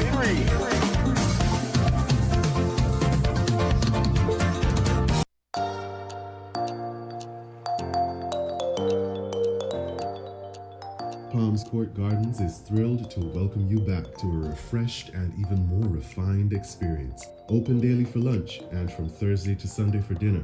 Enjoy our Caribbean and Mediterranean-inspired cuisine and savor the finest flavors at The View at Palms Court Gardens. Planning a special event? Palms Court Gardens offers an elegant, newly renovated setting that will turn your celebration or corporate event into an unforgettable experience. Rediscover everyday luxury at Palms Court Gardens. For reservations, contact us at 465-6060. That's 465-6060. Come and embrace life at the top.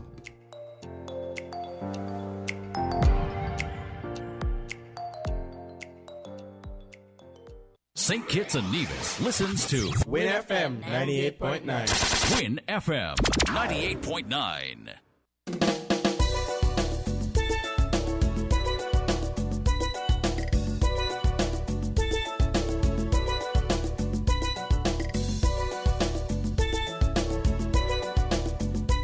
St. Kitts and Nevis, are you ready for the biggest auto sales event of the year? It's the Hustlers Automotive No Time Like Now sales event, and we're pulling out all the stops. Buy now and drive away with up to $17,000 off selected models. That's right, $17,000 off. Finance with us and enjoy zero down payment, the lowest interest rates ever, a free bill of sale, and reduced interest rate. But wait, there's more. All customers get your choice of free gas or free groceries, plus free registration, accessories, tinting, licensing, and free servicing for 1 year. Mark your calendars for that days, December 13th and 21st. Don't miss your chance to grab these incredible deals and make this holiday season one to remember. Hustlers Automotive, your road to savings starts here. Hurry to Hustlers Automotive, where there's no time like now to get behind the wheel of your dream car. Terms and conditions apply.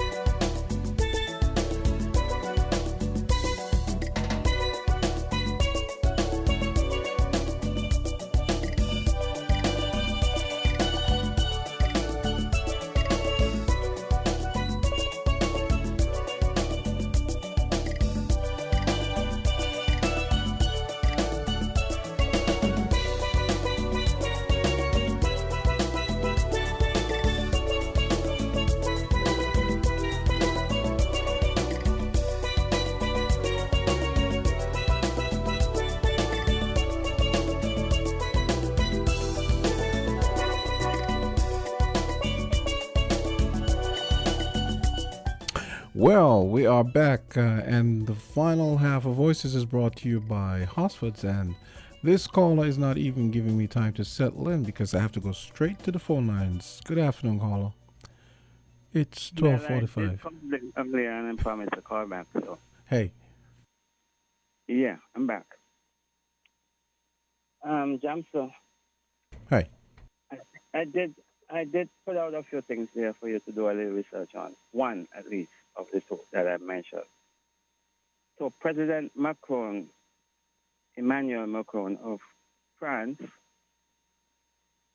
saw himself and the wider European Union space within the tariff war as being third at least with the war that has been brewing, and it continues to brew, the war between China and the U.S. mainly, and it has its far-reaching effects on the trading nations, and the warway, if I'm calling it correctly. So the war spill over. The war has a propensity to spill over into other areas of the nation's economy. Huawei with the 5G has been debarred from the United States, technology, and I think Canada, but they're not getting the support of Europe. I don't know how many countries in Europe are supporting the United States ban on the Huawei company. But at least President Macron visited China recently. But he said something which was very interesting. And he know they're going to get squeezed. The European Union is going to get squeezed. As you know, the biggest European economy is France, and then Germany rather, and they're not doing well at all. So Macron explained it like this. He doesn't see himself as a carnivore or a herbivore, but he sees himself as an omnivore. And it's very interesting because the omnivore can survive on both animals and plants, whereas some others just plant-based or animal-based in terms of their survival. It is interesting that Macron would have said that. After Macron has pressured so many of the African nations, probably 14 of them with the Francophone currency, and it was Ericana Chiwamba-Wikwao, a medical doctor, who disclosed to the world of the disparity, the lopsided disparity, as to how many monies these African nations was paying into the French economy annually. So for President Macron and the French nation, because he speaks for France, to say that now, I guess he's seeing where barley grow. Because he was at a position where he could have squeezed those African nations. And now he's seeing himself getting squeezed by China and America. Now he's saying he is an omnivore. He could survive on plants and animals. That's one. I just heard the news about Premier Mark Brantley. Finally, Premier Mark Brantley has said something about the CBI. I have not heard the news. I heard the little preview, the end part of it, where it says, I'm paraphrasing, Premier Mark Brantley asked the Prime Minister Terence Jew, to disclose the figures of the CBI money. I think I heard Prime Minister Jew disclose some figures. But I don't think the figures went up beyond the date 2022. And we are in 2024. One will say, 2024 is not complete. I agree. But 2023 has completed. So where is the data for 2023? And how would those data offset? And what the man Martinez is saying. And you also, Jamso, played Dwyer clip. That's two. Yeah, that was early in the week. I think it was Wednesday. Yeah. Yes, and we're going to get back to that because we want our monies. And those financial institutions outside of St. Kitts and Nevis, they're not going to willy-nilly say, this money belongs to St. Kitts and Nevis. Here is your money. We're going to have to kick, fight, thump, scream, ball, do everything to get our monies.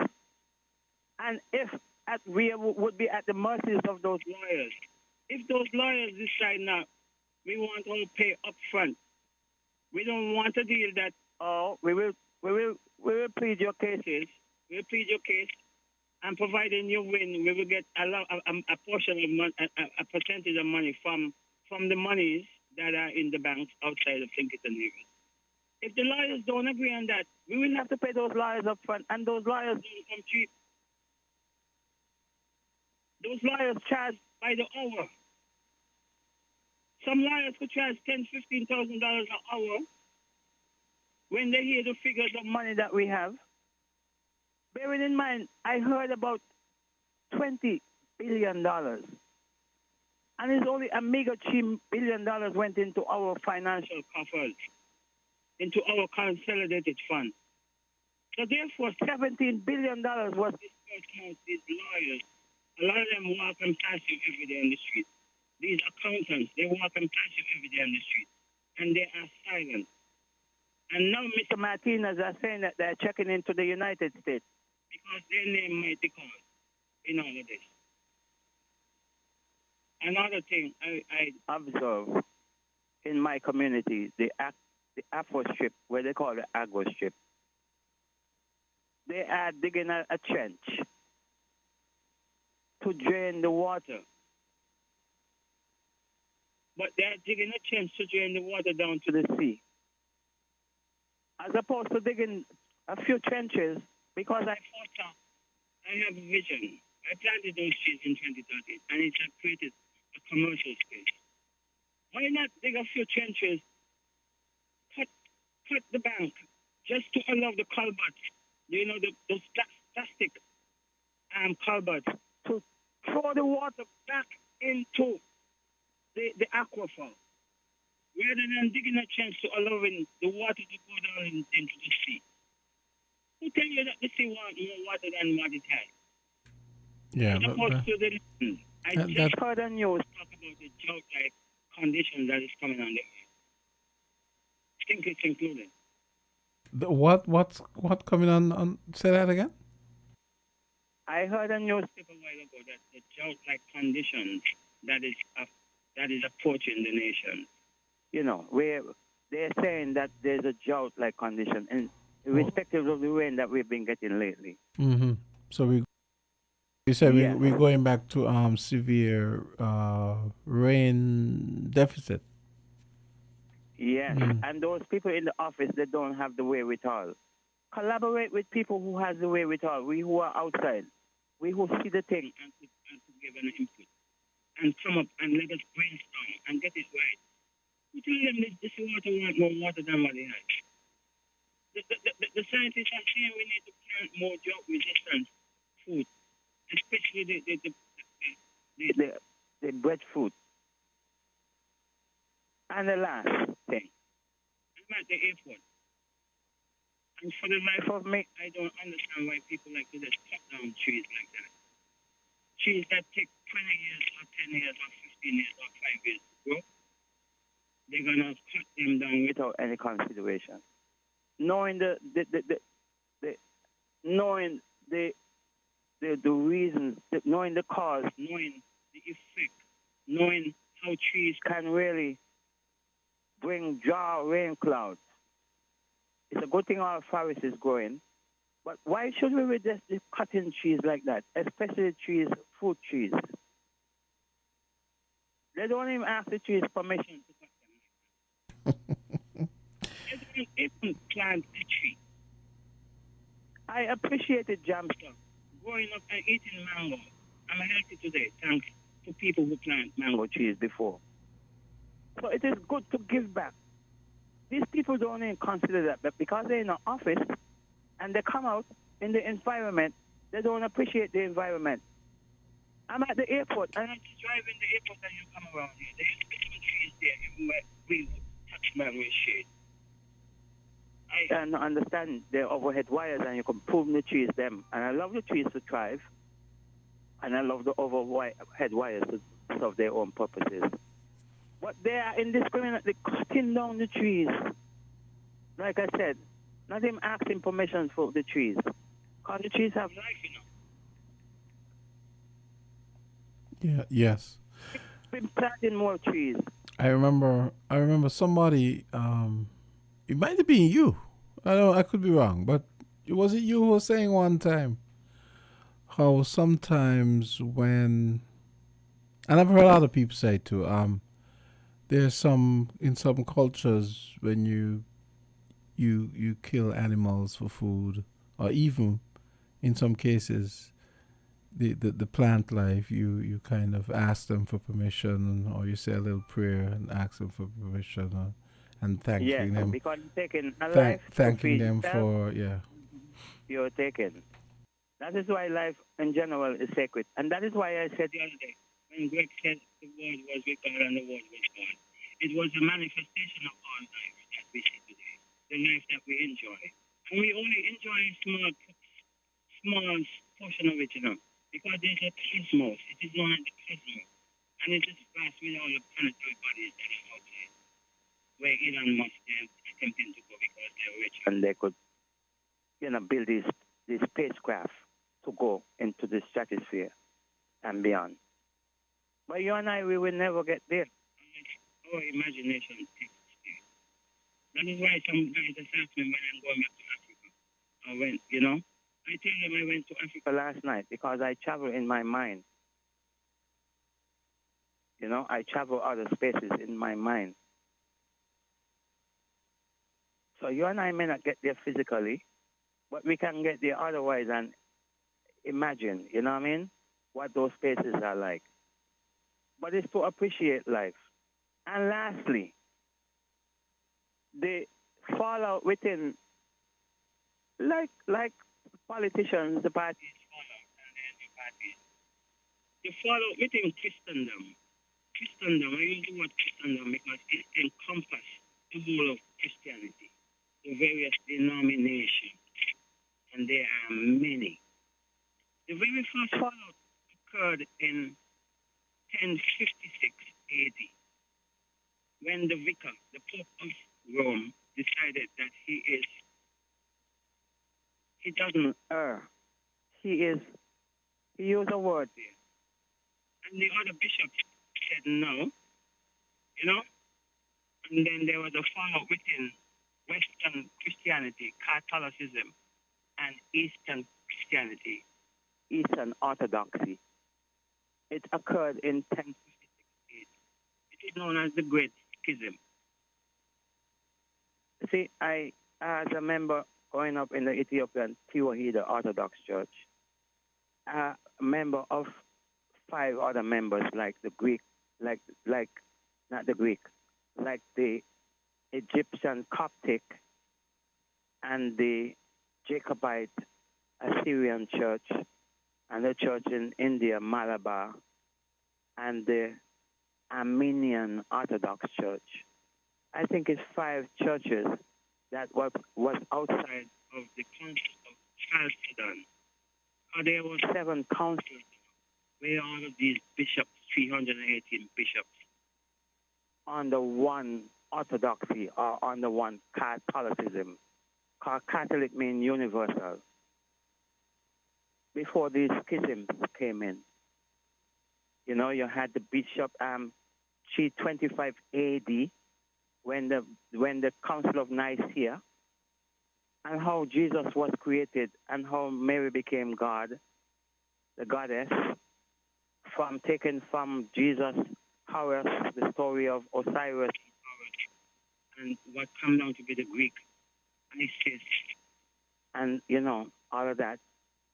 That is how, because when you study the early church fathers like Tertullian of Carthage or Carthage and Augustine of Carthage, those Latin fathers of the early church that gave the Latin language to the church and gave the Latin, they were known as the church fathers who gave the church their foundation in terms of the dogma, the liturgy and all of that. They will tell you, plain out, the bandages that wrapped Jesus was like the same bandages that wrapped the mummy, the very first mummy of Osiris, who they called Osiris. When his brother Seth killed him, the very first death that ever occurred, where the Christian narrative and the Jewish narrative took it as Cain killing Abel. Just sideline that people's narrative jam stuff. just to give a different perspective that these things happen in a different part of the world because of their non-appreciation for the narrative. And when it came down to the Alexandria city, that was named off of Alexander the Great, the greatest city and the greatest library, where these 70 so-called quote-unquote Jewish scribe went in and put the Pentateuch together, the 5 books of Moses and all of that garbage. It was written literature that they went through and gleaned through and they plagiarized of and came up with a different narrative to their empire and their narrative and their literature from a very older story. And who is going to tell the original story? When all of that is embedded in our DNA. We the people, where it first came from. Someone has to tell the story, and someone has to attempt to tell the story at least. Because they painted it and it is shrouded and it is masked in a racist agenda.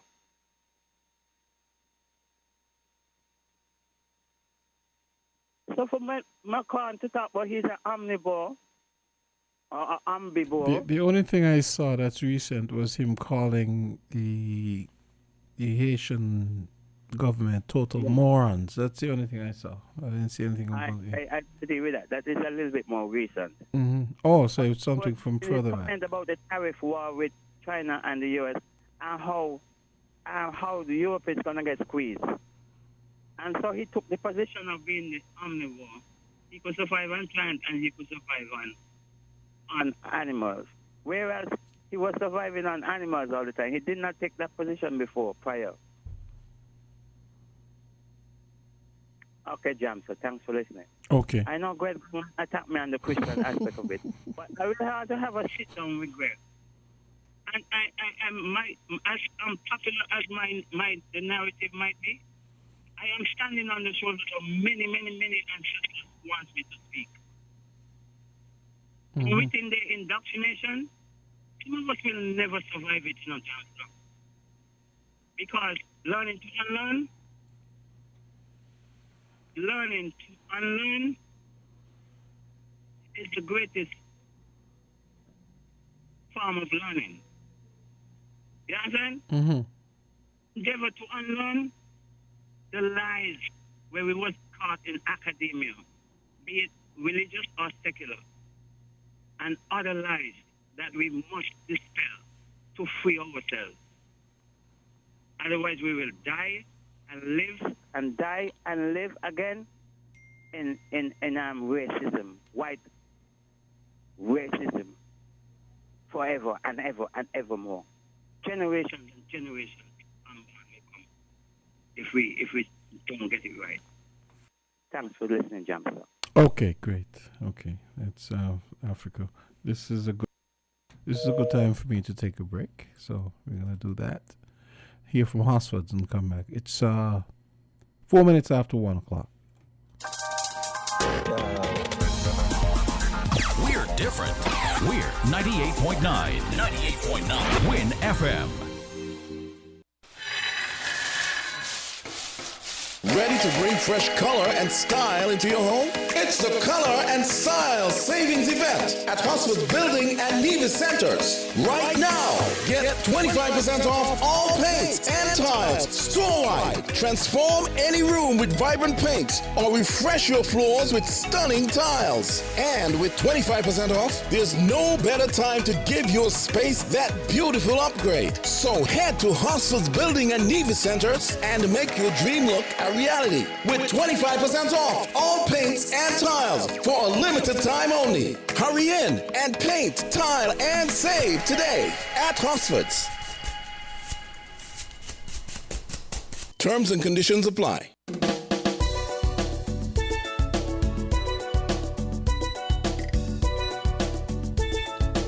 Well, just reminding everyone of the Soca Monarch, the Power Soca eliminations happening tonight.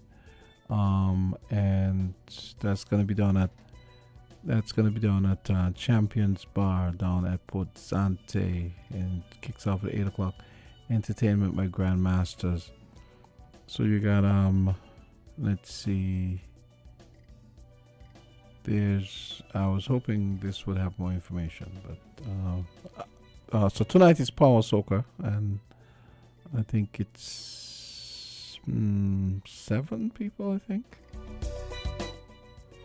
But yeah, and of course admission is free, so it would be nice if people going out to support the artists. They're going to be coming up against Ras Kelly, because remember last year was just Power Soca, so that means Ras Kelly now this year, where we have Power and Groovy, so he is the reigning king. So if he loses tonight, not tonight, sorry, I mean if he loses at the finals, because he's not performing because he's the reigning king, but wait, I'm wondering, this is interesting. I'm wondering if he has to perform, because that was never made clear. That's something I have to figure out.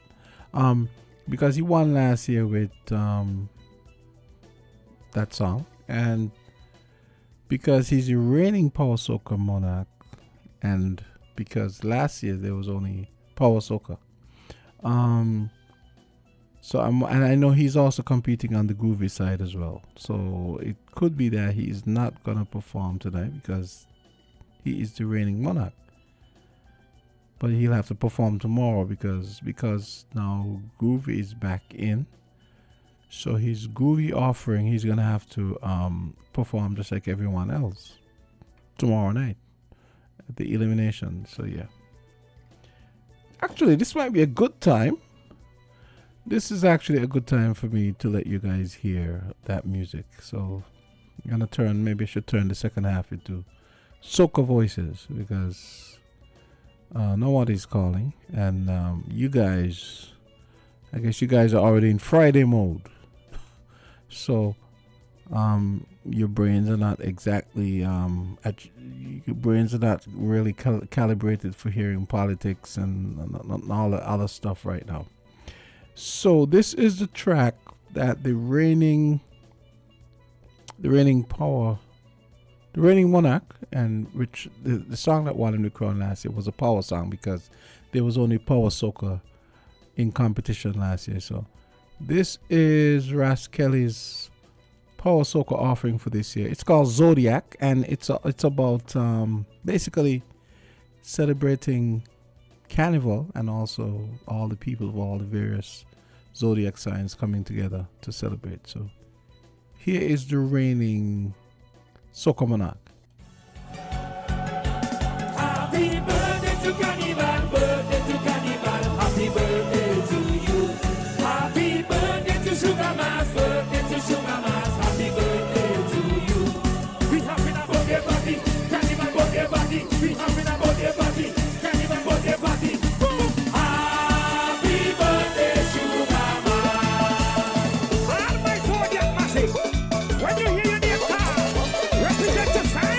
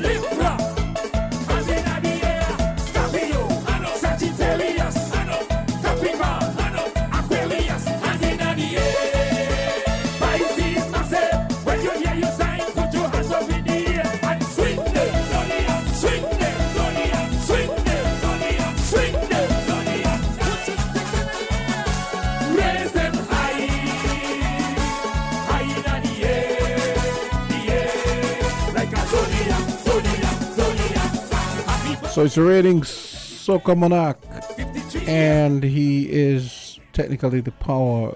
Well, there was only Power Soca last year, so he probably won't be performing tonight because he's the reigning Power Soca Monarch. But he's also got a Groovy Soca offering, so he is gonna have to perform just like everyone else tomorrow to make it to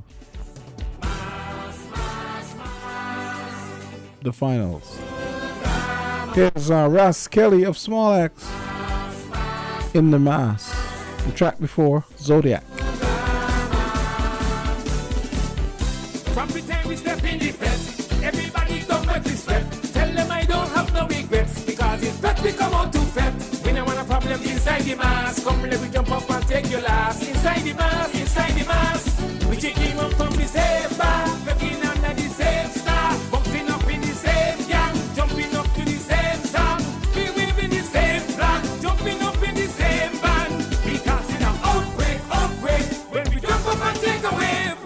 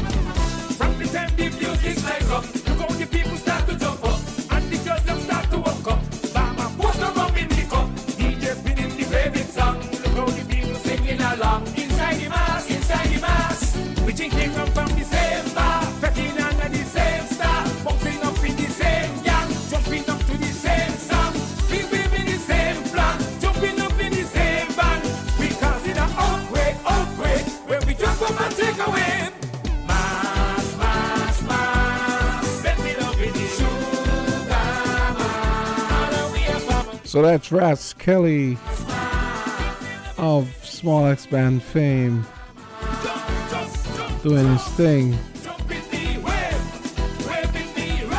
And you guys remember that he won last year.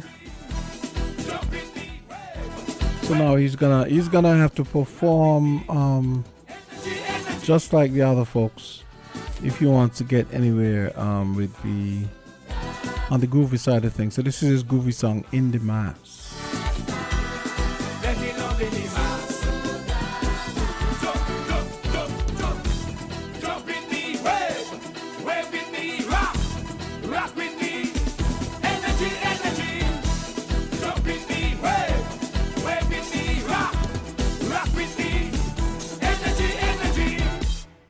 Yep, that's the man. And I'm not sure some of these songs. I'm not sure which songs they're gonna be performing for the Power Soca. I know definitely that Kelly is definitely, because he's a reigning king. Go ahead, caller. Johnson. Hey. Good afternoon. Mm-hmm. Good afternoon. I think the last time we spoke, in the last Voices, I mentioned a song that a Calypsonian sang at the tent in Spratnet, where in the song he said, all the parties, all the politicians, them are like none better than none. You didn't get to come across that song? No, I haven't been. It's a Calypso, right? Yeah, I haven't. No. Spratnet. Yeah, I haven't been. No, that would be Proud Sound. That would be the Proud Sound tent. Oh, the Proud Sound. Yeah, I don't think Legends would. Yeah. Well, I could be wrong. I could be wrong. You went to the tent? No, like I said, I saw somebody post clips of it. Oh, okay. On the WhatsApp. Okay. Of the Yeah. song. Nobody's. And there's a Spratnet in the background. Okay, so the word. Okay. Yeah. Well, I mean, you disagree with that? No, no, that's the I find it, for the portion that I heard. I find that was a very good song. Okay. And you don't know Is it true? you don't know who's singing.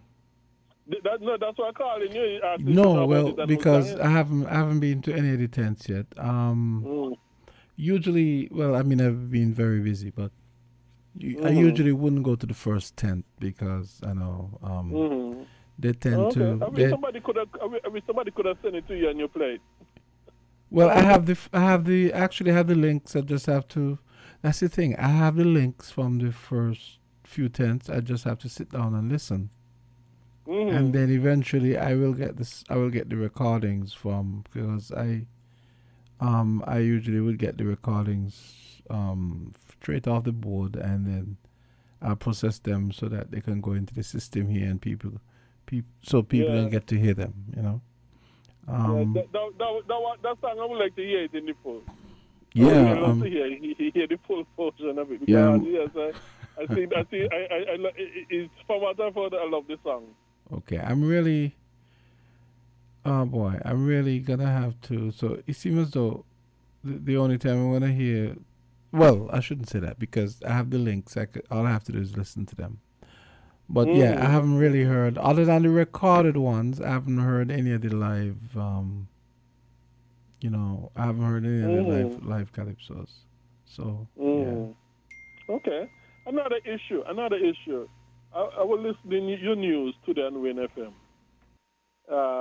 And I heard a piece that said Mark is calling on the government for the government to publish information on the CBI. I think either as the amount of, I think it probably had to do with either the amount of passports sold or the amount of money made. Something like that. But I guess they're all tied into each other. But it's around that information that I think I heard on your newscast that Mark Brantley was calling for the government to publish that information. And I said to myself, I find that very interesting because I don't recall hearing him when things were sweet with him and the rest of Unity that he called publicly for them man to publish the information, especially the Prime Minister at that time. I don't recall. Maybe I'm wrong, but I don't recall hearing him demanding for that. And that was when he was in a real position that carry weight for such to be published publicly, and he did. And to the best of my knowledge, he did that. Now he doesn't have the clout that he had. What he was supposed to do, but didn't do, he's now doing. And I say our politicians are very interesting people. When they're in power and in office, it's like they don't know what to do. But as soon as they come out, they know what all to do. They have all the solutions when they're not in power. Yeah, they have all the solutions, yeah.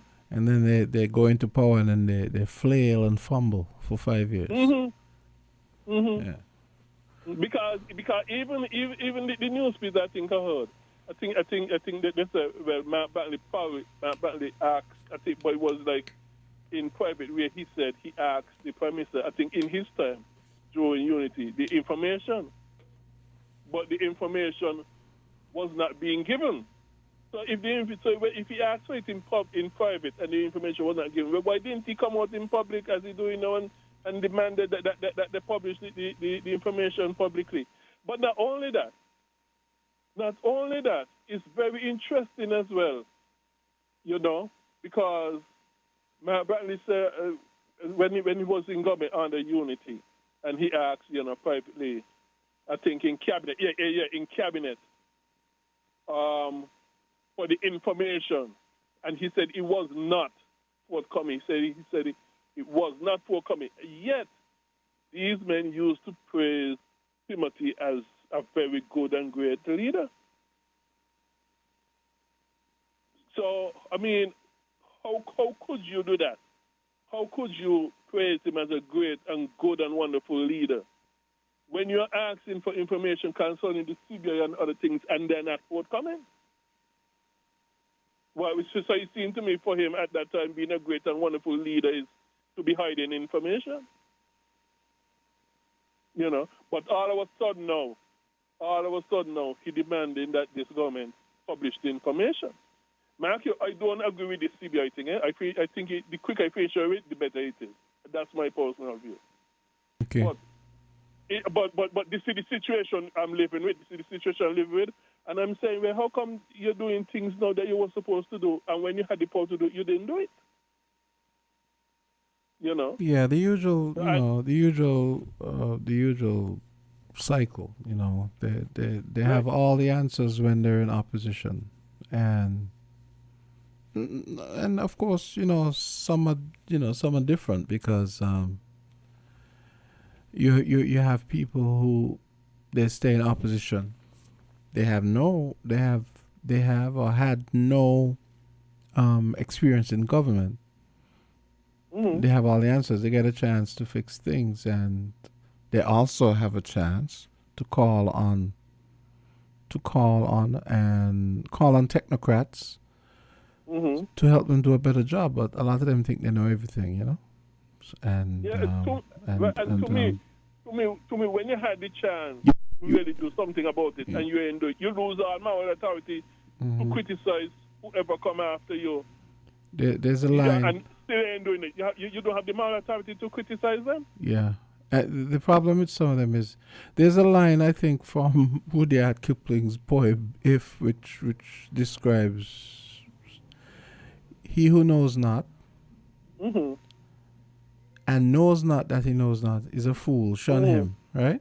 What we need more of is people who know they don't know.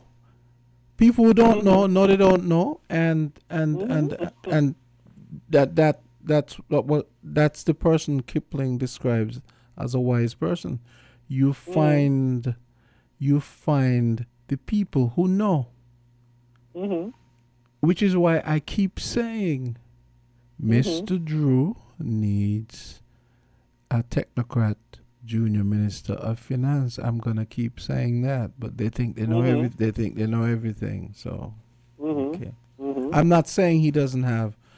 I am not saying, for example, that he doesn't have a solid core of technocrats in Ministry of Finance. But I always like the Richard Keynes model where you had a solid prime minister, but you also have the prime minister was a minister of finance, but he also had a very capable junior minister of finance who was the substantive minister of finance in the personage of Richard Keynes. And I keep saying, just as you can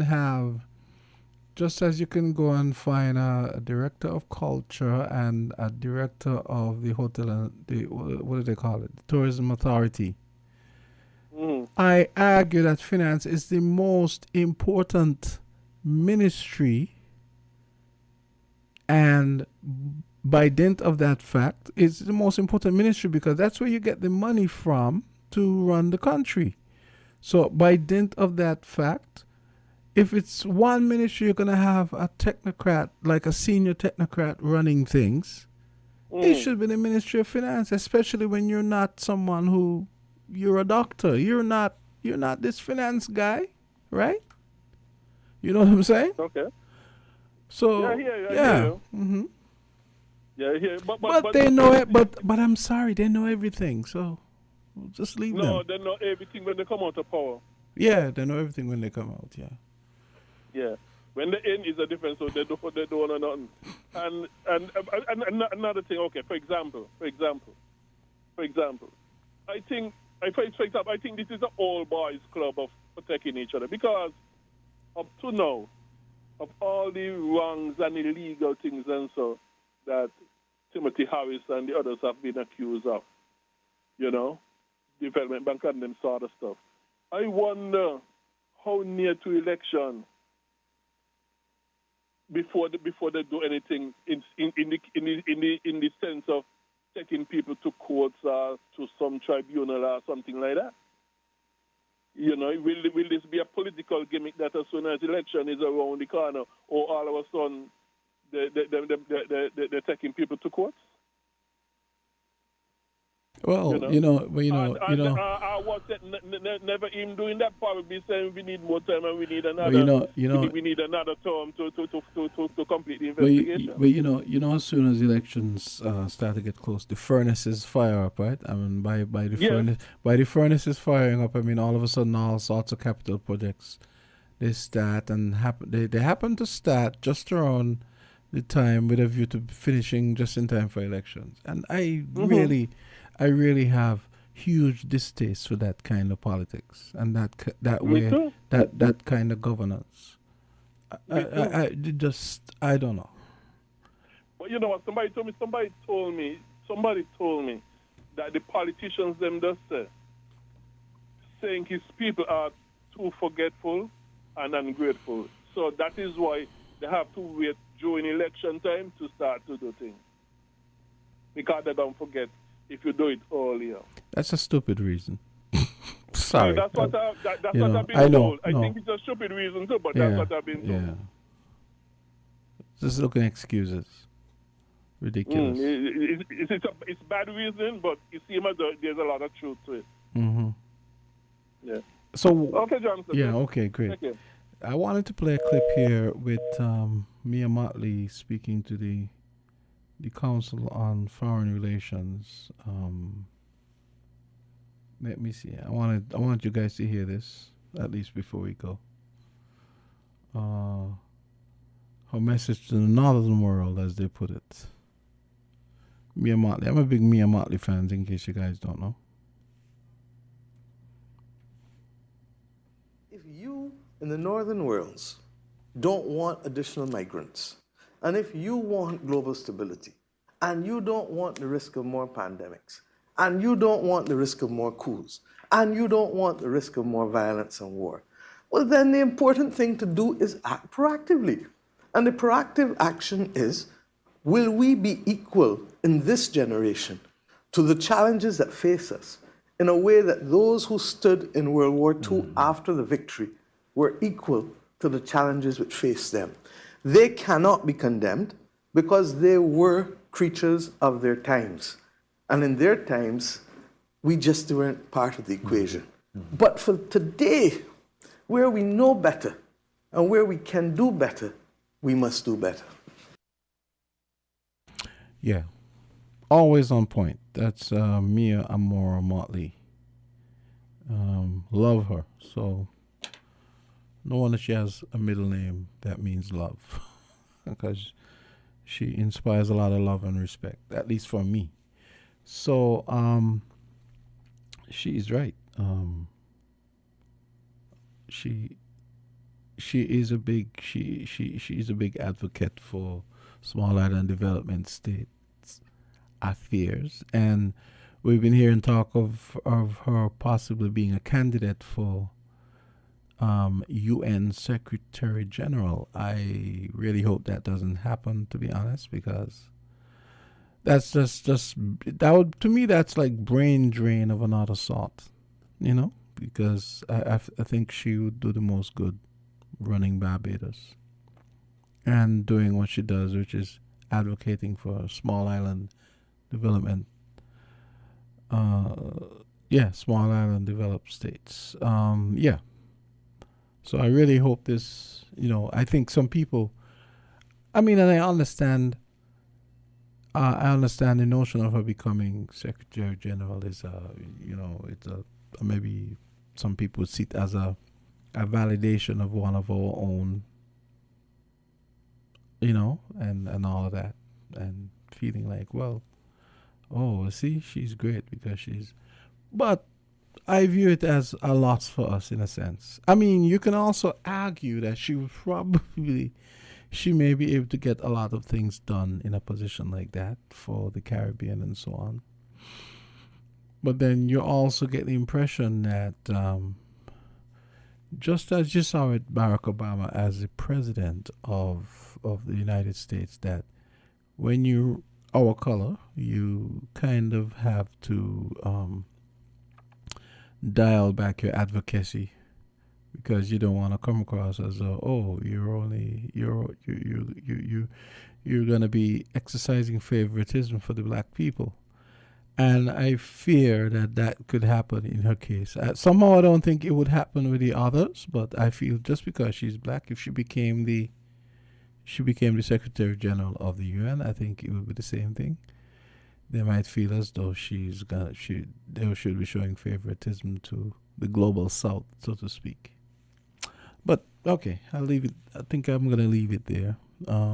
It's 1:31. This half of Voices is brought to you by Hosfords. There was a clip I wanted to play, but we couldn't do that next week. Something that you and Herbert sent me, which I found really interesting, and I didn't get to it earlier. I wanted to do it earlier, but I didn't really get to it. So, here's hoping you guys have a great weekend. Don't forget to go check out the Power Soccer Eliminations tonight down at Champions. Kicks off at 8. See ya. We're different. We're 98.9. 98.9. Win FM. It's a very merry triple cashback grab and win at Hortsford's Furniture and Appliances and Ashley Furniture Home Store. Thousands of dollars in cashback coupons are up for grabs this triple cashback season. That's right. Every higher purchase customer gets triple cashback on every FlexPay purchase and a chance to grab thousands of dollars in free groceries with our triple cashback grab and win promotion. Imagine this. Free groceries for a whole year, or a stylish 4-piece living room set. And that's not all. Every higher purchase customer gets their shot at winning big. Yes, thousands of dollars in cashback coupons for free groceries are up for grabs. It's all happening now at Hortsford's Furniture and Appliances and Ashley Furniture Home Stores. Triple cashback grab and win. Great deals, great prices, and amazing furniture and appliances. And Hortsford's, where your holiday dreams come true. See store for details. The future is unknown. Protect your life, your family, and your valuables from unforeseen circumstances. Let National Caribbean Insurance give you the peace of mind that you so deserve. At NCI, we offer a suite of affordable insurance plans that can be tailored to ease your financial burden. We aim to deliver exceptional products to satisfy all your insurance needs. Whether life, health, motor, or property insurance, NCI has the right solution for you. Our friendly and knowledgeable sales professionals are ready and able to assist you. Let National Caribbean Insurance Company Limited help you to prepare for the unexpected. We serve, we protect, we satisfy. That's NCI.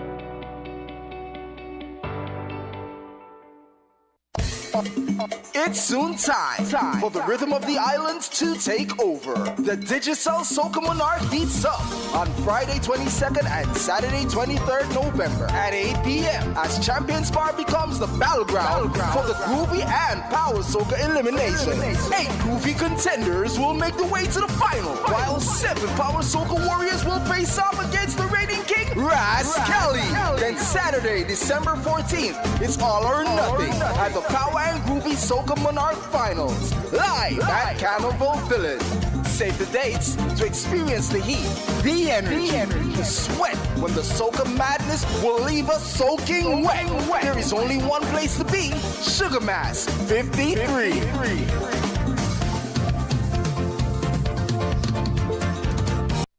Whether you smoke it or sip it, marijuana is legit.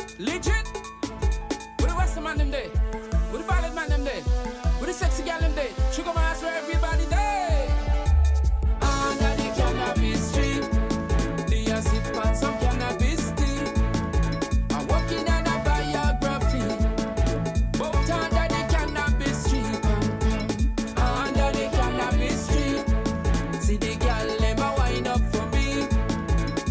Now everybody follow me. Come under the cannabis tree, I take a sip with Khalil. The girl from up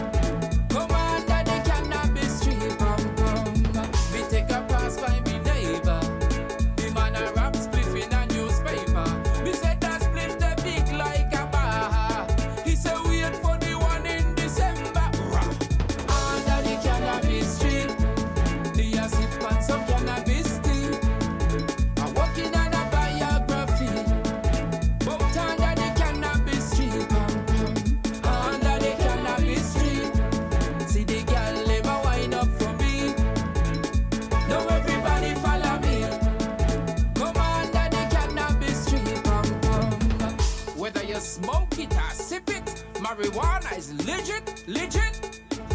What the Western man them day? What the ballad man them day? What the sexy gal them day? Sugar mass for everybody day. Under the cannabis tree, the sip on some cannabis tea. I'm walking on a biography. Both under the cannabis tree, under the cannabis tree. See the gal them a wine up for me. Now everybody follow me. Come under the cannabis tree,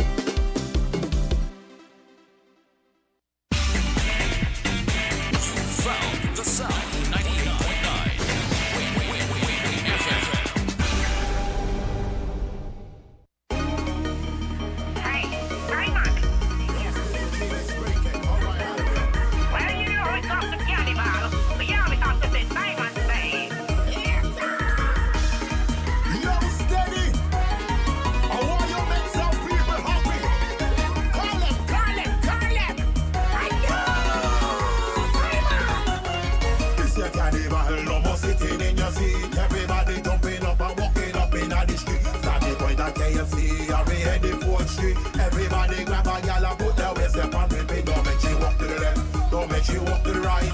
This was Simon say, you really have to be on time. I'll make she walk to the left, I'll make she walk to the right.